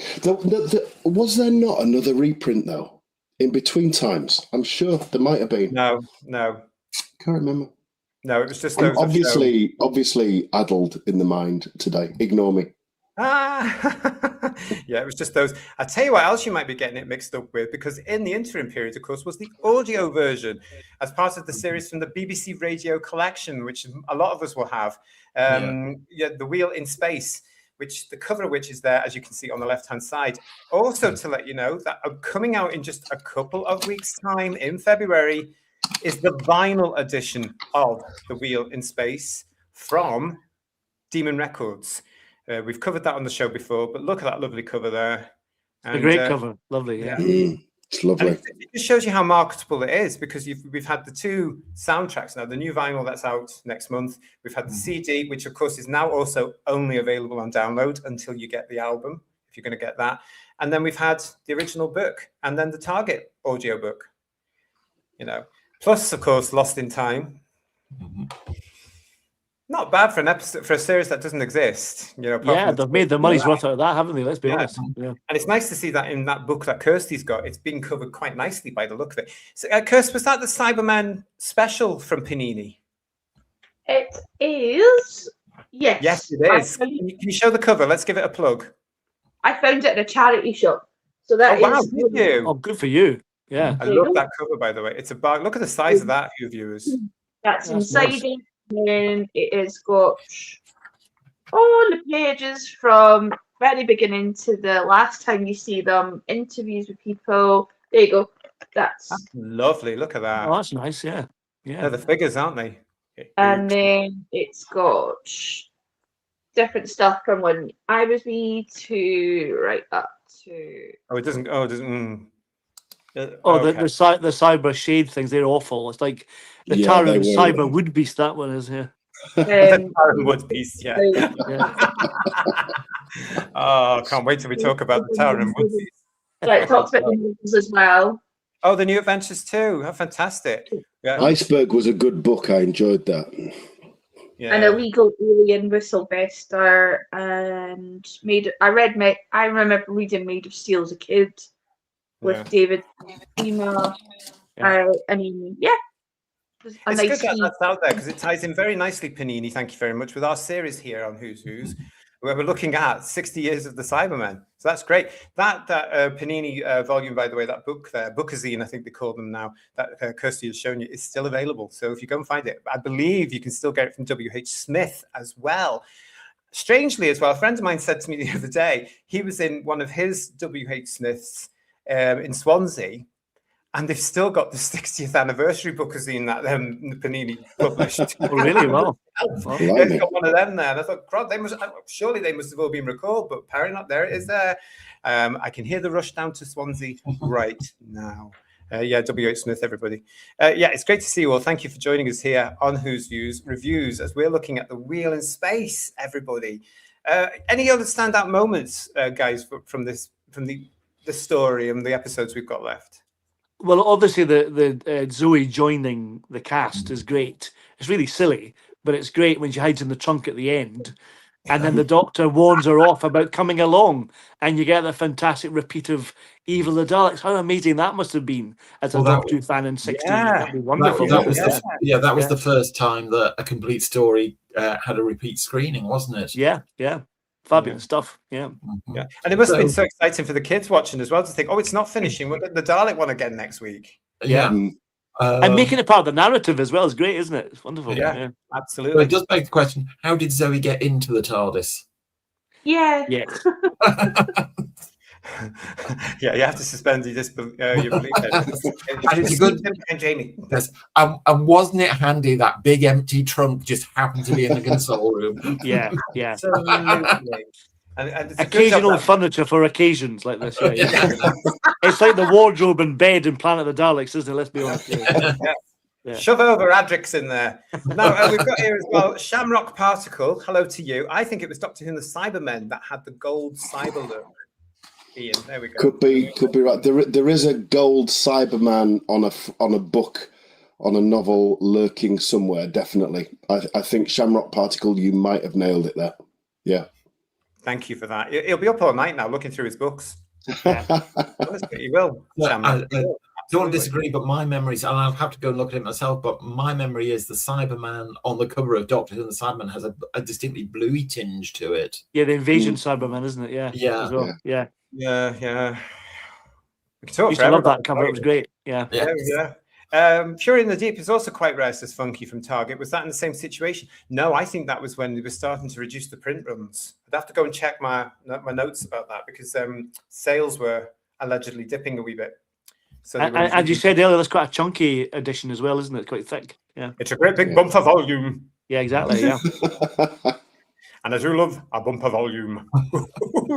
Yes, I do. Graham's saying to us, what are you saying? I've been trying to collect the hardbacks. My, some of these go for silly money. By God, they do. Oh, God, yeah. And if you found anything covering things like the Wheel in Space and stuff, the original ones from the 70s, goodness me. But they did have very small print runs because they were printed mostly for schools and libraries. They were never for the home market. It was very few of them that were sold, you know, to rich kids who happened to be Doctor Who fans. Yeah, they weren't cheap, were they? Let's be honest. Yeah.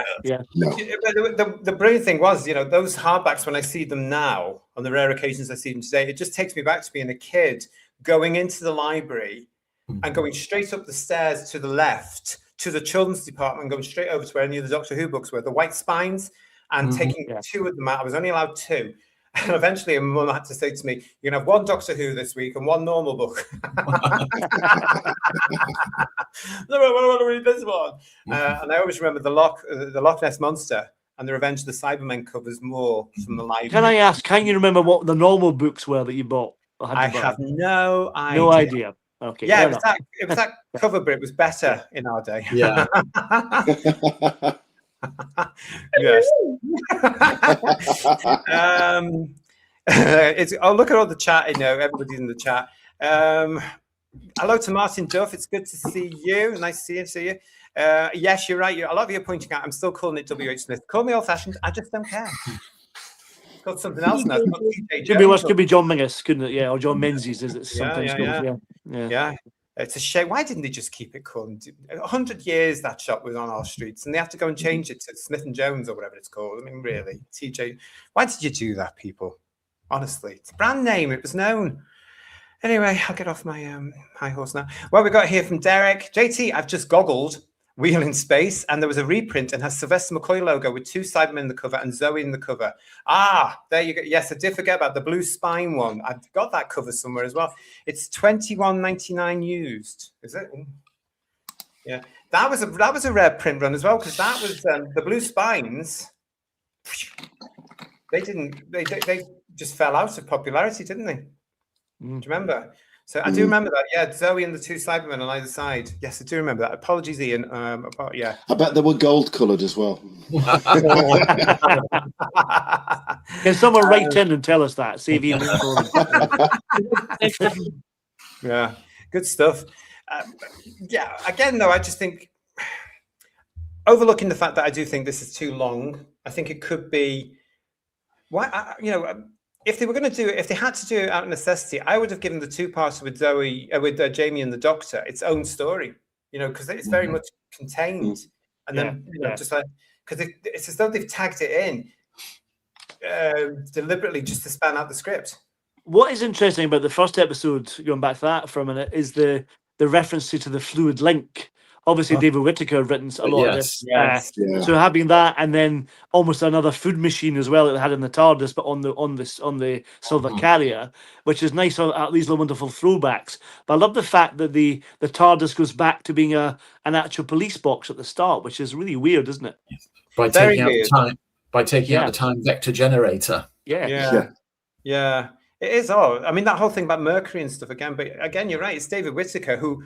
To be honest, at this particular point in Doctor Who was probably the main man about Doctor Who because, as we know, we talked about, he came up with this whole backstory and a whole universe before people were putting universes together. He knew where the Daleks fit in, where the Cybermen fit in, where the Doctor came from. Amazing. But was this heavily rewritten by Derek Sherwin though? Because he had a history of rewriting a lot of scripts, and I know it was probably in script hell at one point, wasn't it? So. I think it was all adapted, wasn't it? Especially by Uncle Terry. Yeah. And when they had to bring in the year after, they had to. Well, they didn't have to, but they did. They brought in the whole thing about the Time Lords. Yeah. Well, that changed everything, didn't it? Really. Yeah. These are this Who viewers. I love these episodes here because these are the days before we knew where the Doctor came from. Yeah. And I love that. It is because it's all there, isn't it? But you find yourself, Ian, with all these wonderful 60s episodes that we look at. Even though we know, or we think we know what's going on and what's to come and what have you, you don't bother, do you?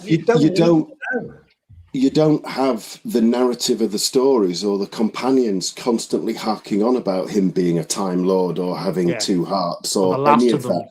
Yeah, because they just don't know, and it's not relevant, and it's just not part of the plot at all at this point. It's everything up to War Games. Everything up to War Games, where he meets the warlord, where they don't, or the war chief rather, and actually recognises him and everything. Everything up to that point, you've got no idea that there's something else going on as far as where the Doctor comes from is concerned. 6 years of no backstory baggage. Not that the Time Lords through the classic series were baggage, although they got very lightweight and walking around kitsch hair salon style buildings in the JNT Infinity, yeah. But up to that point, up to say Invasion of Time, up to there, Gallifreyan garden centres, that kind of thing. Yeah. But again, it comes out in the Wheel in Space, isn't it? This whole thing, even though we're looking at it through audio or reconstructions. I just think it's magical. This whole period, we don't need to know. And the way that Troughton has played it, off the back of Hartnell, you don't care. You're so involved with this character, aren't you, Judge? You just don't care where he comes from because he's there. Yeah, because there's the whole thing, where the Doctor has medical examination. She doesn't turn around and say, "Well, hang on, you've got 2 hearts." Yeah. She said it's interesting or something like that, doesn't she? Yeah. And he goes, interesting.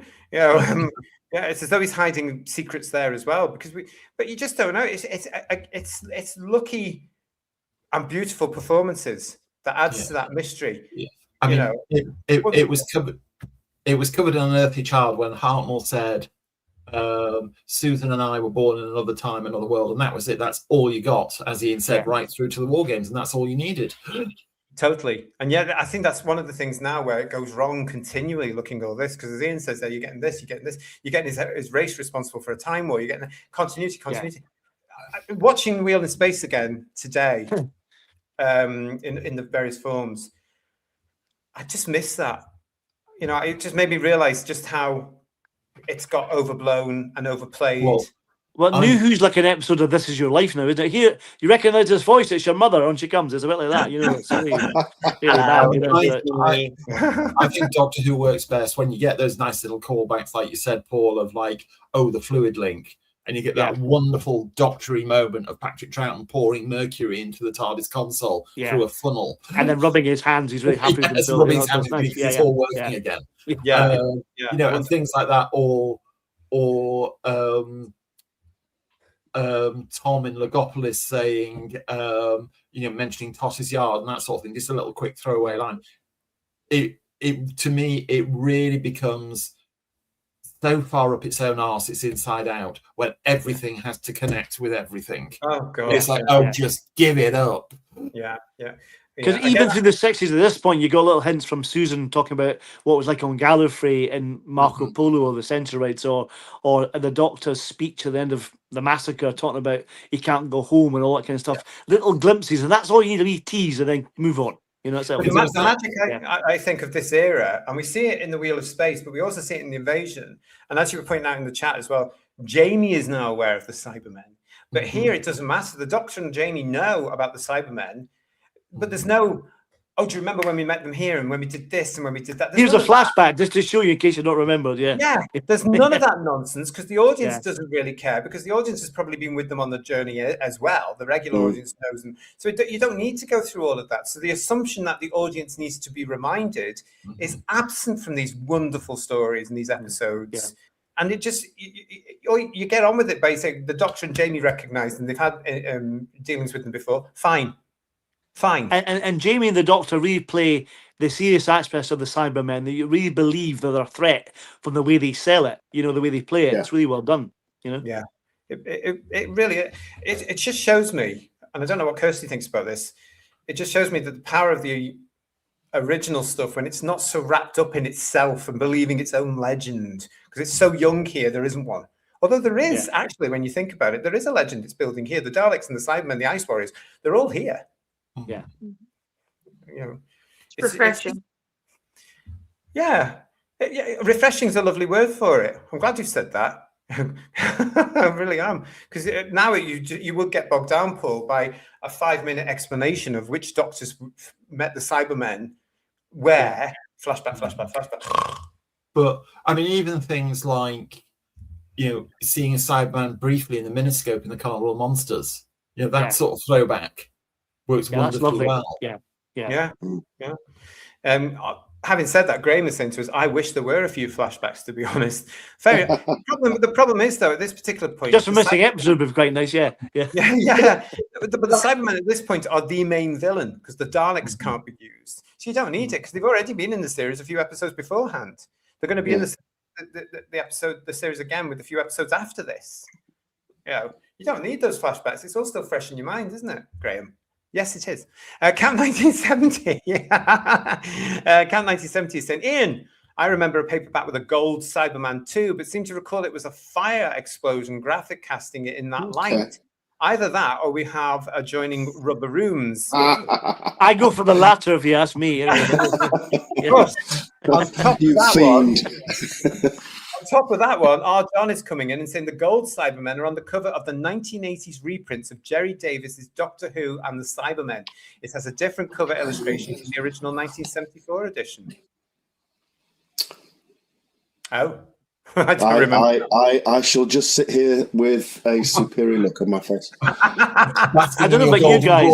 It used to irritate me so often when you got the wrong Cyberman on the wrong book. Some of the Cybermen used to give me nightmares because it had the Invasion Cyberman on the front of it. That just would drive me crazy. It was probably the only reference picture they had, because they used Invasion in Moonbase, didn't they? Yeah. Chris Achillios said in interviews that he didn't know until afterwards that it was the wrong Cyberman on the cover of Doctor Who and Cyberman. He said, because that was the only reference photograph he was supplied. So that's what he drew. It looks great, though. The cover's great, regardless of that. Maybe the BBC will change it when they get around to reprinting these sort of things as well again, because they are bringing out their own version of the Target novels, which are novelizations of the new series, which no one's really interested in. But there are still people that will buy the reprints of these. And the Wheel in Space, apparently, that reprint that was available last year in Doctor Who magazine did get well received. It's been welcomed from whoever's still buying the magazine.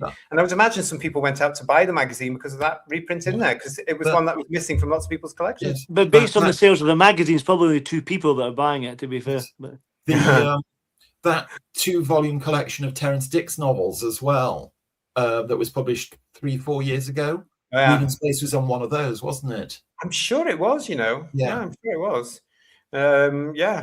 Anyway, so yes, lots of discussion there about that. Woodhouse 122 saying wrong Cyberman reminds me of that VHF. But that's shock on it. Yeah. The Road to the Cybermen VHS cover. The big mistake from the BBC there. God. Grebo, hello to Grebo though. That's joining us. Grebo 7397 with that lovely picture of Khan coming up next month on the channel. Our review of the Wrath of Khan. Proper Doctor Who before the timey-wimey nonsense. They couldn't agree more, Grebo. Tell you, couldn't agree more. They didn't need all that, did they? Back in those days, they didn't need all these gimmicky lines and all this silly nonsense. You know, they just spoke, they just talked, didn't they? And they got on with the plot. I do miss those days. Yeah. And it's proper acting as well. It really is. Really good acting in it. It is. I'm gonna ask now because as I'm watching this now, as I said, I was watching. The two episodes that are available on the Lost in Time DVD. I've got my CD from the BBC Radio collection, but I'm watching this thing on YouTube from the Skinners. Now I know there's other variations of this available, but I chose the Skinners version because I just thought that's something I can watch. I think this looks really good.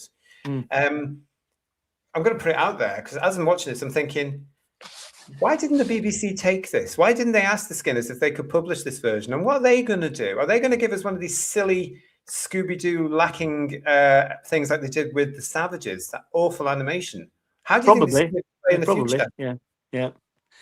It's a shame because it is so well done, isn't it? And the way they've managed to make the sets really accurate. I know there's still a bit of work on the movement. It's still early days, but it's a really good attempt to give us an AI animation. It really is, you know. Be interesting to see what you're saying in the chat as well. What do you think is going to be the next move, the next reiteration for the Wheel in Space, considering that BBC Studios in their infinite wisdom didn't approach the Skinners, they didn't take this up? What do you reckon is coming next? Do you think they're going to go straight to AI? Because I was saying before we came on, wasn't I? The telesnaps. Do you remember when they were in the monthly? Yeah. And they were absolutely fascinating. I mean, I remember sitting there for hours each night looking through these things, going, my God, look at this. This is old Doctor Who. Amazing.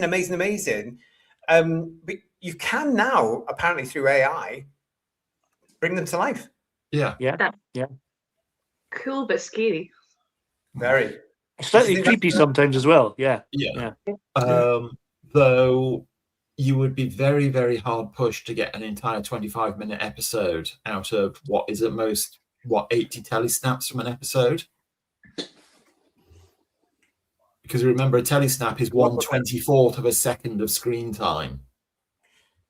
So it's going to take a lot of time and a lot of money, you're saying? Yeah. And also, there's going to be visual elements that aren't covered by the telesnaps.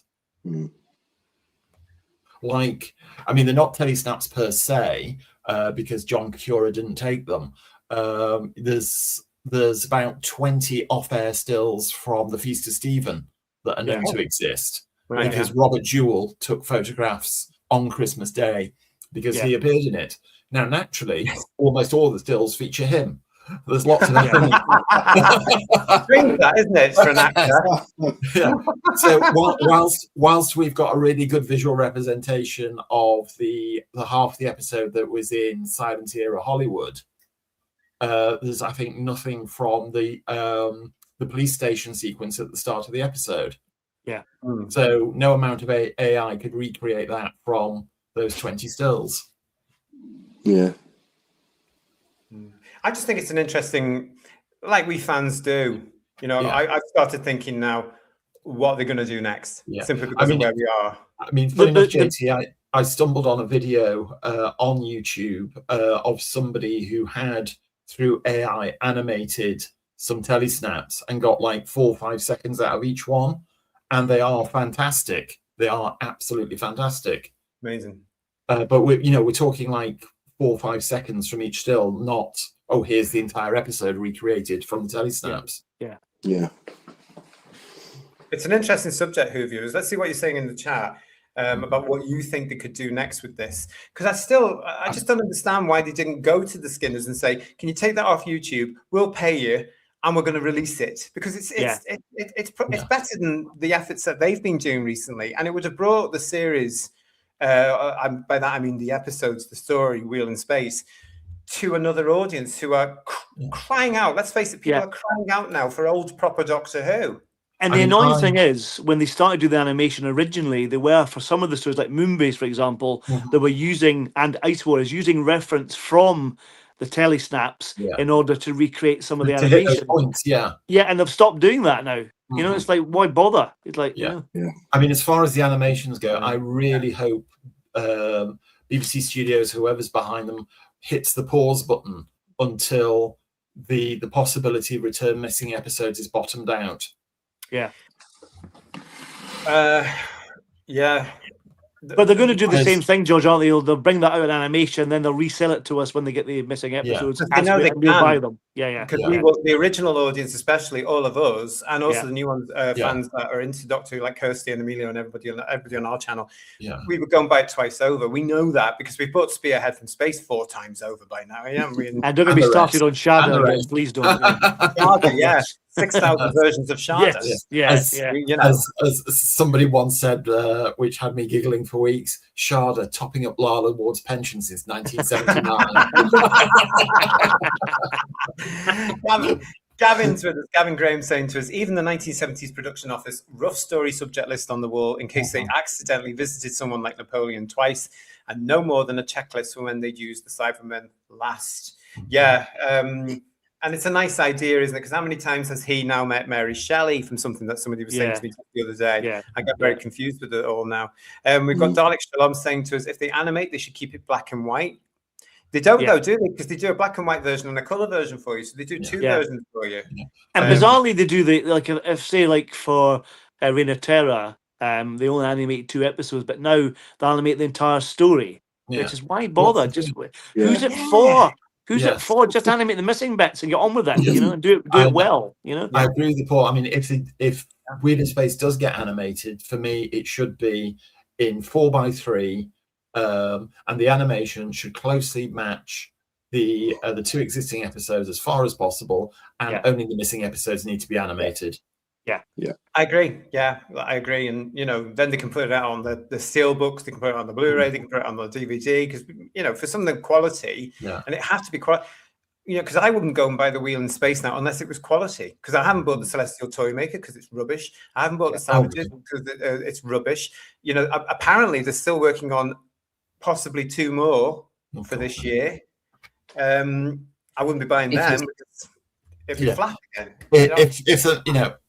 If the miracle happened and the missing 4 episodes of the Wheel in Space turned out to be in a private collection were returned, what's the point of even thinking about an animation until we know whether that's going to happen or not? Exactly. Yeah, exactly. But we're dealing with people that don't think about that until after the event, because all they want to do now is how can we make a profit?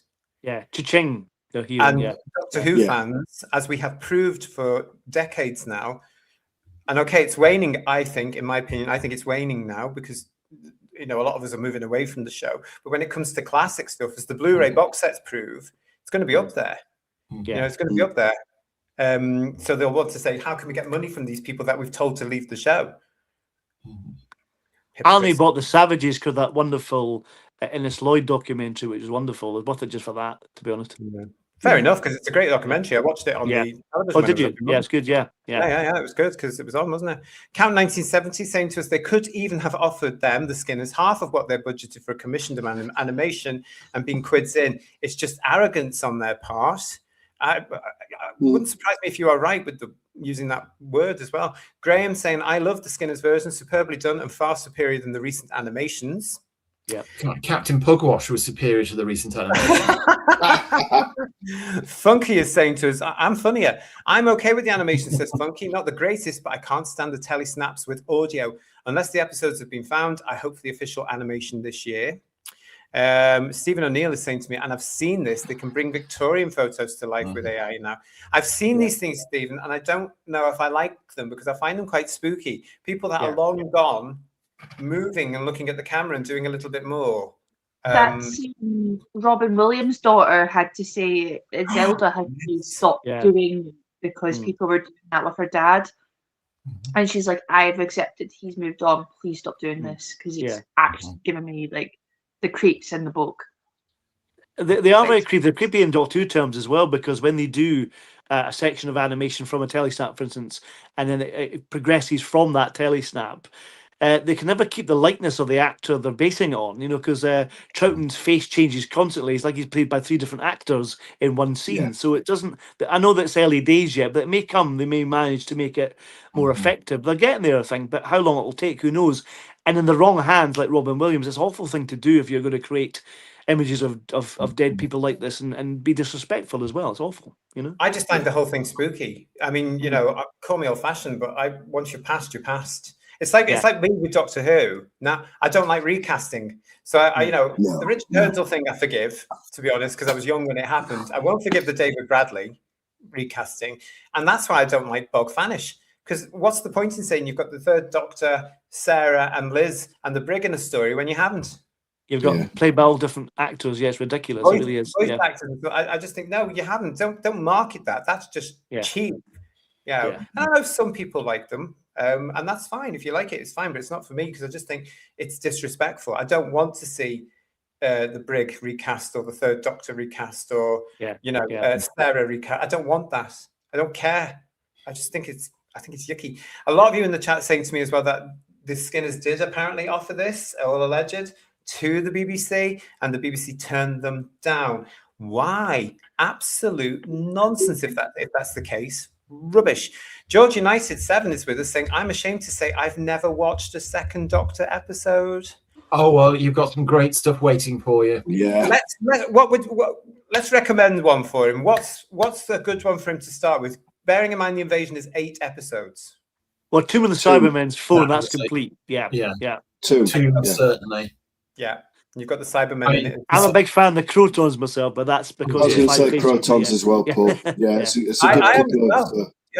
But as you say, Paul, the reason we are with the 3 of us were like that is because the 5 Faces of Doctor Who and that special season we got back in 1981. Yeah. I mean, to see Troughton absolutely knock it out of the park, Enemy of the World. Yeah. I mean, not only is the Doctor Salamander. He's Salamander impersonating the Doctor. He's the Doctor impersonating Salamander. Yeah, and all 4 of them are different. Yeah. No, you're right. Yeah, it's great. It's a great episode for that. I'm with the guys though. As a first one for you, introduce you to it, George, in the limited amount that we have. Yeah, it has to be Tomb of the Superman. Yeah, Tomb certainly. Yeah, I completely agree with that. So George, listen. Go and source it. If I think you're in the UK, so you can get it on the iPlayer if you've got a license. You can, yeah. It's on the iPlayer. You can also get it now. I believe now you can get it for something like $2.99 on DVD on Amazon. That's a bargain and a half. That one, yeah. Well, I was checking this out just the other day, just because I was looking at stuff, and I was thinking, I'll just have a look and see how much the DVDs are now. And they're $2.99, $3.99, $4.99. Oh my God, I spent bloody $19.99 each on all these years ago. And your previous bought the VHS prior to that as well, but yes, When Tomb of the Cybermen surfaced, I can remember to this day. There used to be a thing with BBC Video that they were available in Woolworths for 1 week before they went on general release. That's right. Yeah. And I remember being at my local Woolworths like 9:10 in the morning, getting a copy of the VHS tape, going home, sitting on my couch, and just then going absolutely slack jaw, going, I cannot believe I am watching Tomb of the Cybermen. I cannot believe I own Tomb of the Cybermen. We're going to be looking at Tomb of the Cybermen at some point as well, of course, as part of our celebration of 60 years of the Cybermen. So stay tuned with us. Make sure you subscribe. Make sure you ring that bell. And George, if you do get to have a look at it, email me on whosviews1@gmail.com. Let me know what you think. Because sadly, as we're saying here on the channel, the Patrick Troughton run of 3 years is very limited in the BBC archives. Yeah, it's so sad, considering it's gone down in history, of course, as the monster era of Doctor Who. Yeah, because as it stands at the moment, there are 7 complete Troughton stories. Yeah. After all those. Let's not forget at one time the BBC had 1 complete Troughton story. So it's much better condition, his archive, than it used to be. Certainly. Yeah.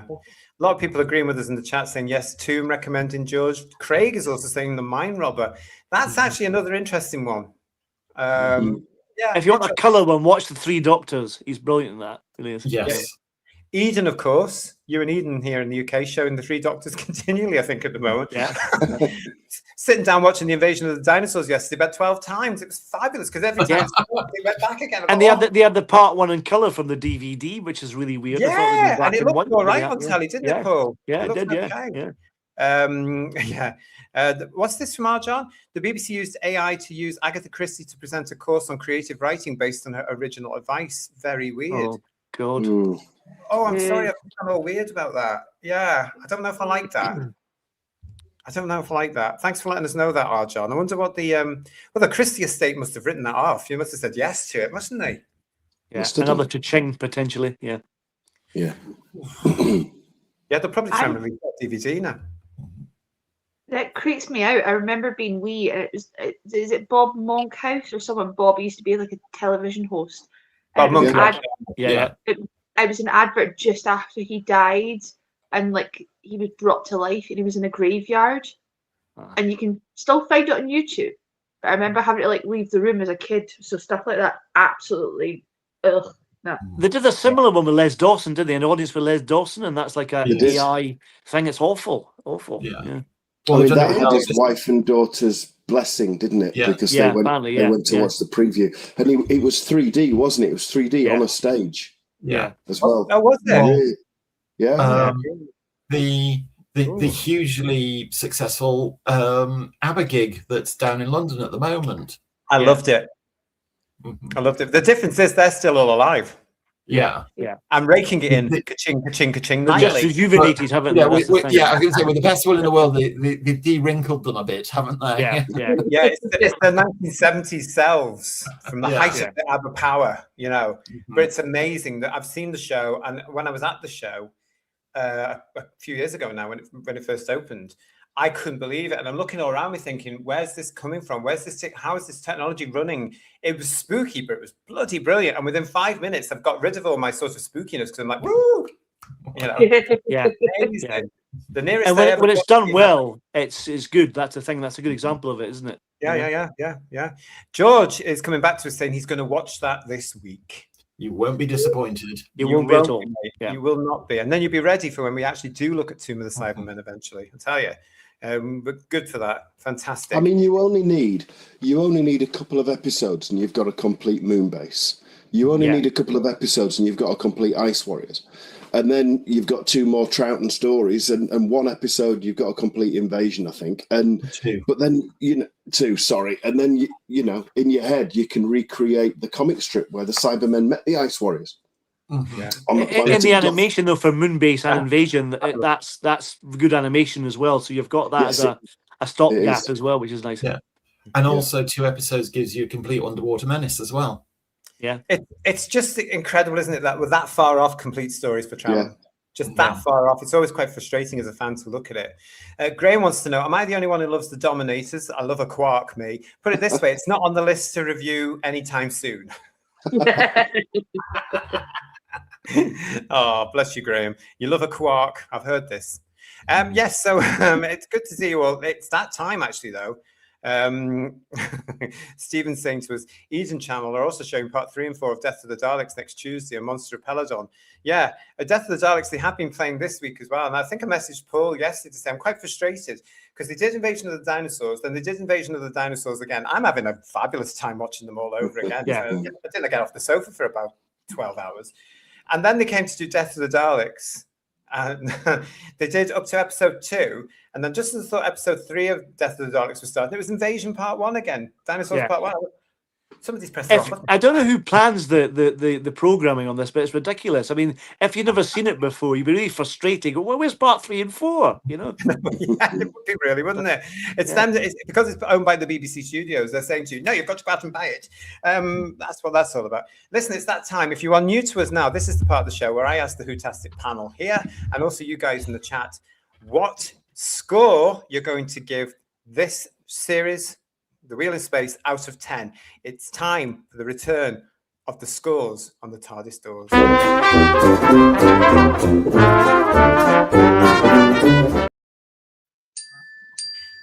Oh, a little dingy, dingy bell there as well.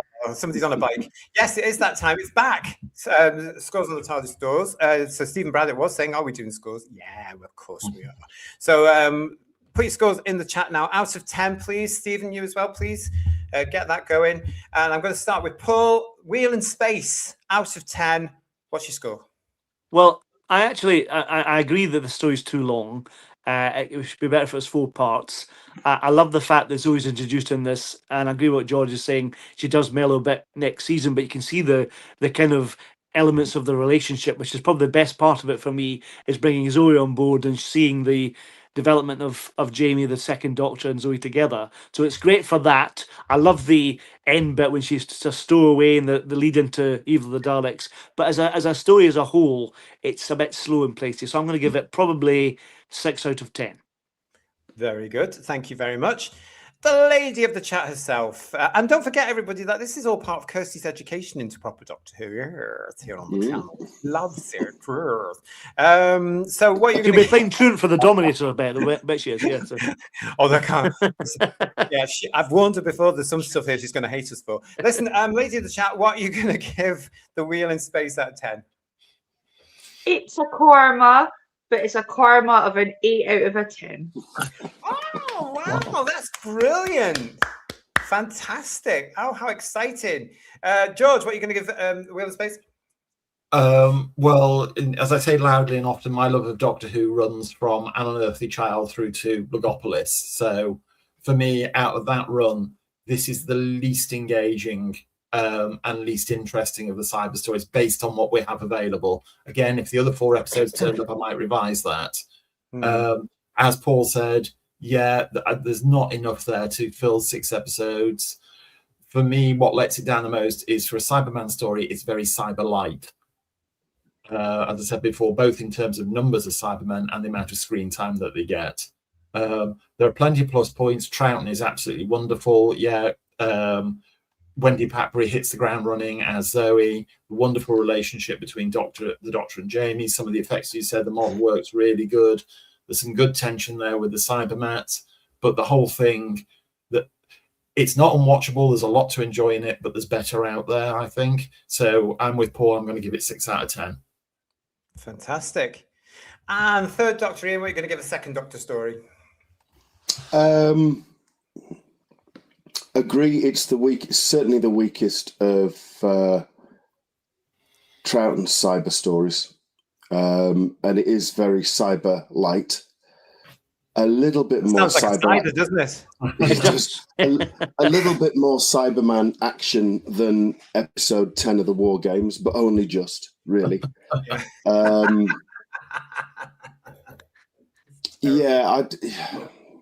But you know, the regular cast, and I include Zoe in that going forward. The regular cast are fantastic. The supporting cast are fantastic. The sets are really good. Yes. We've talked about the visuals; they're really good. So I think on a par, I would probably give it a 7. Fantastic. 7 out of 10 from third Doctor, Ian. Keep your scores coming in. I'm going to come to you in a second. For myself, it should be a 4-parter for me. Yeah. And that just comes out full.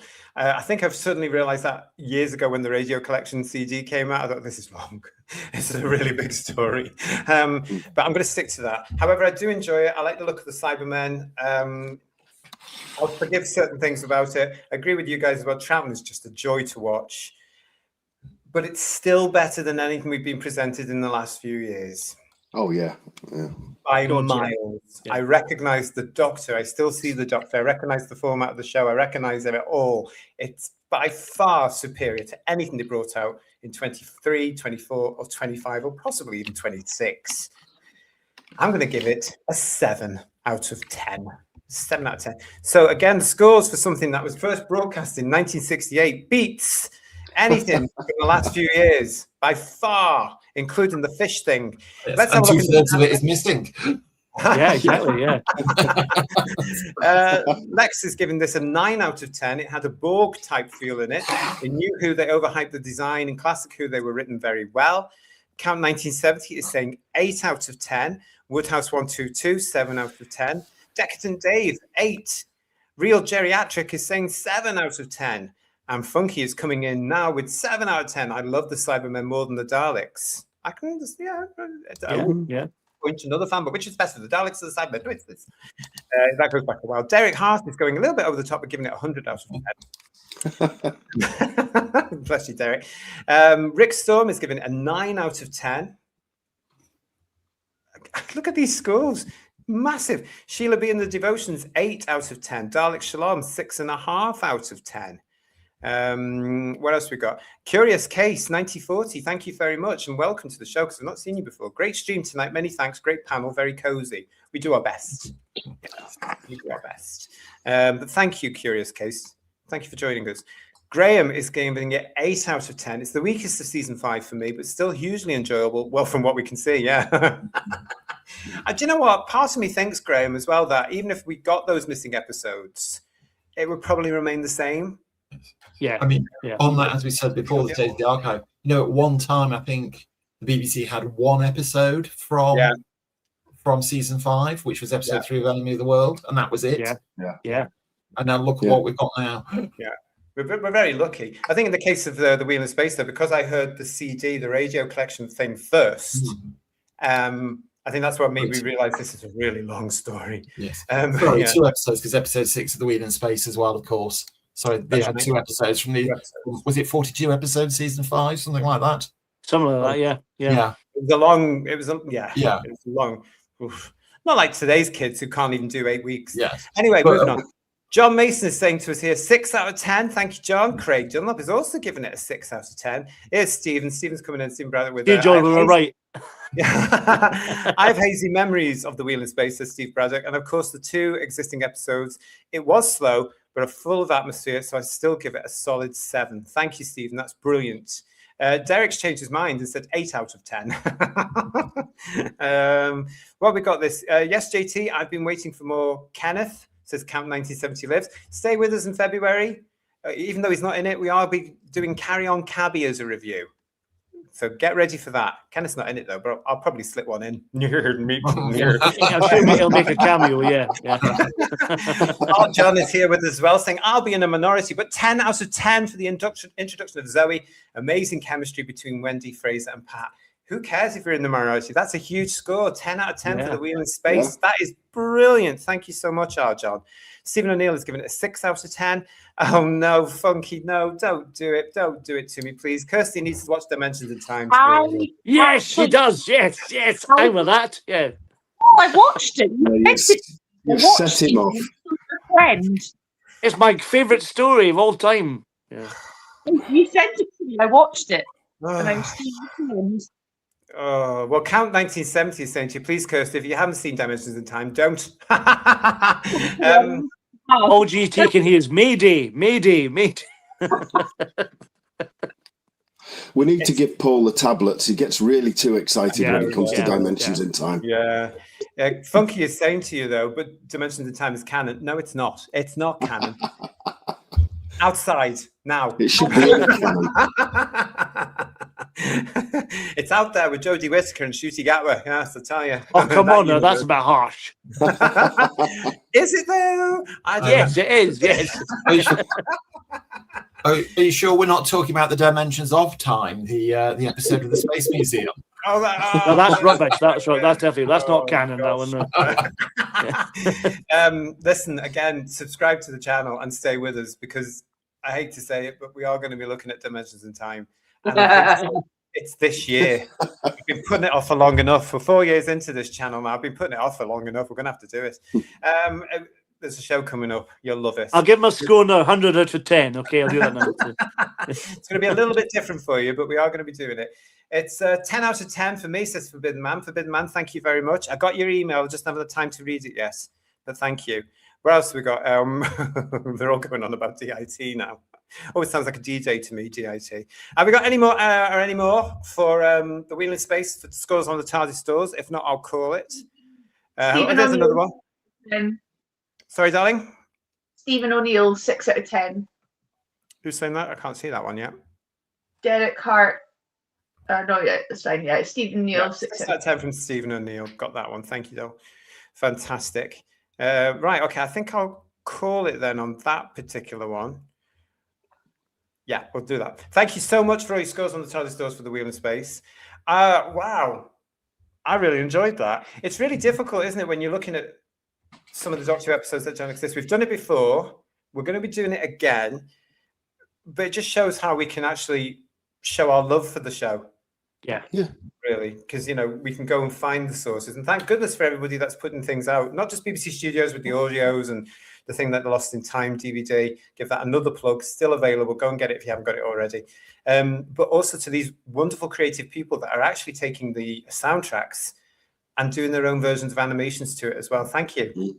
Thank you so much. It helps somebody like me who actually prefers, as he gets older, something visual to look at. Yeah. Thank you. Really appreciate it. Great show, guys. Thank you so much for joining me for this. We're up and we're off, and we're back again. We're celebrating 60 years of the Cybermen here on the channel throughout 2026. So make sure you're subscribed. Make sure you give us a thumbs up. And why don't you tell your friends as well? Give us a referral. To Paul, to the lady of the chat, to George, and to Third Doctor Ian. Hope you enjoyed that. Thank you for joining me. Great. Very much so. Thank you. Thank you. Great. Really good. We're going to be back with more reviews coming up as we celebrate 60 years of the Cybermen and some other stuff for you as well. So stay with us. Lots planned for you as we move forward, including, of course, we're also celebrating 60 years of that other thing. What's it called? Star Trek. That's it. Yes. Never heard of it. So come and join us for those reviews as well. Until we see you again next time on the show, take care. We'll see you again tomorrow.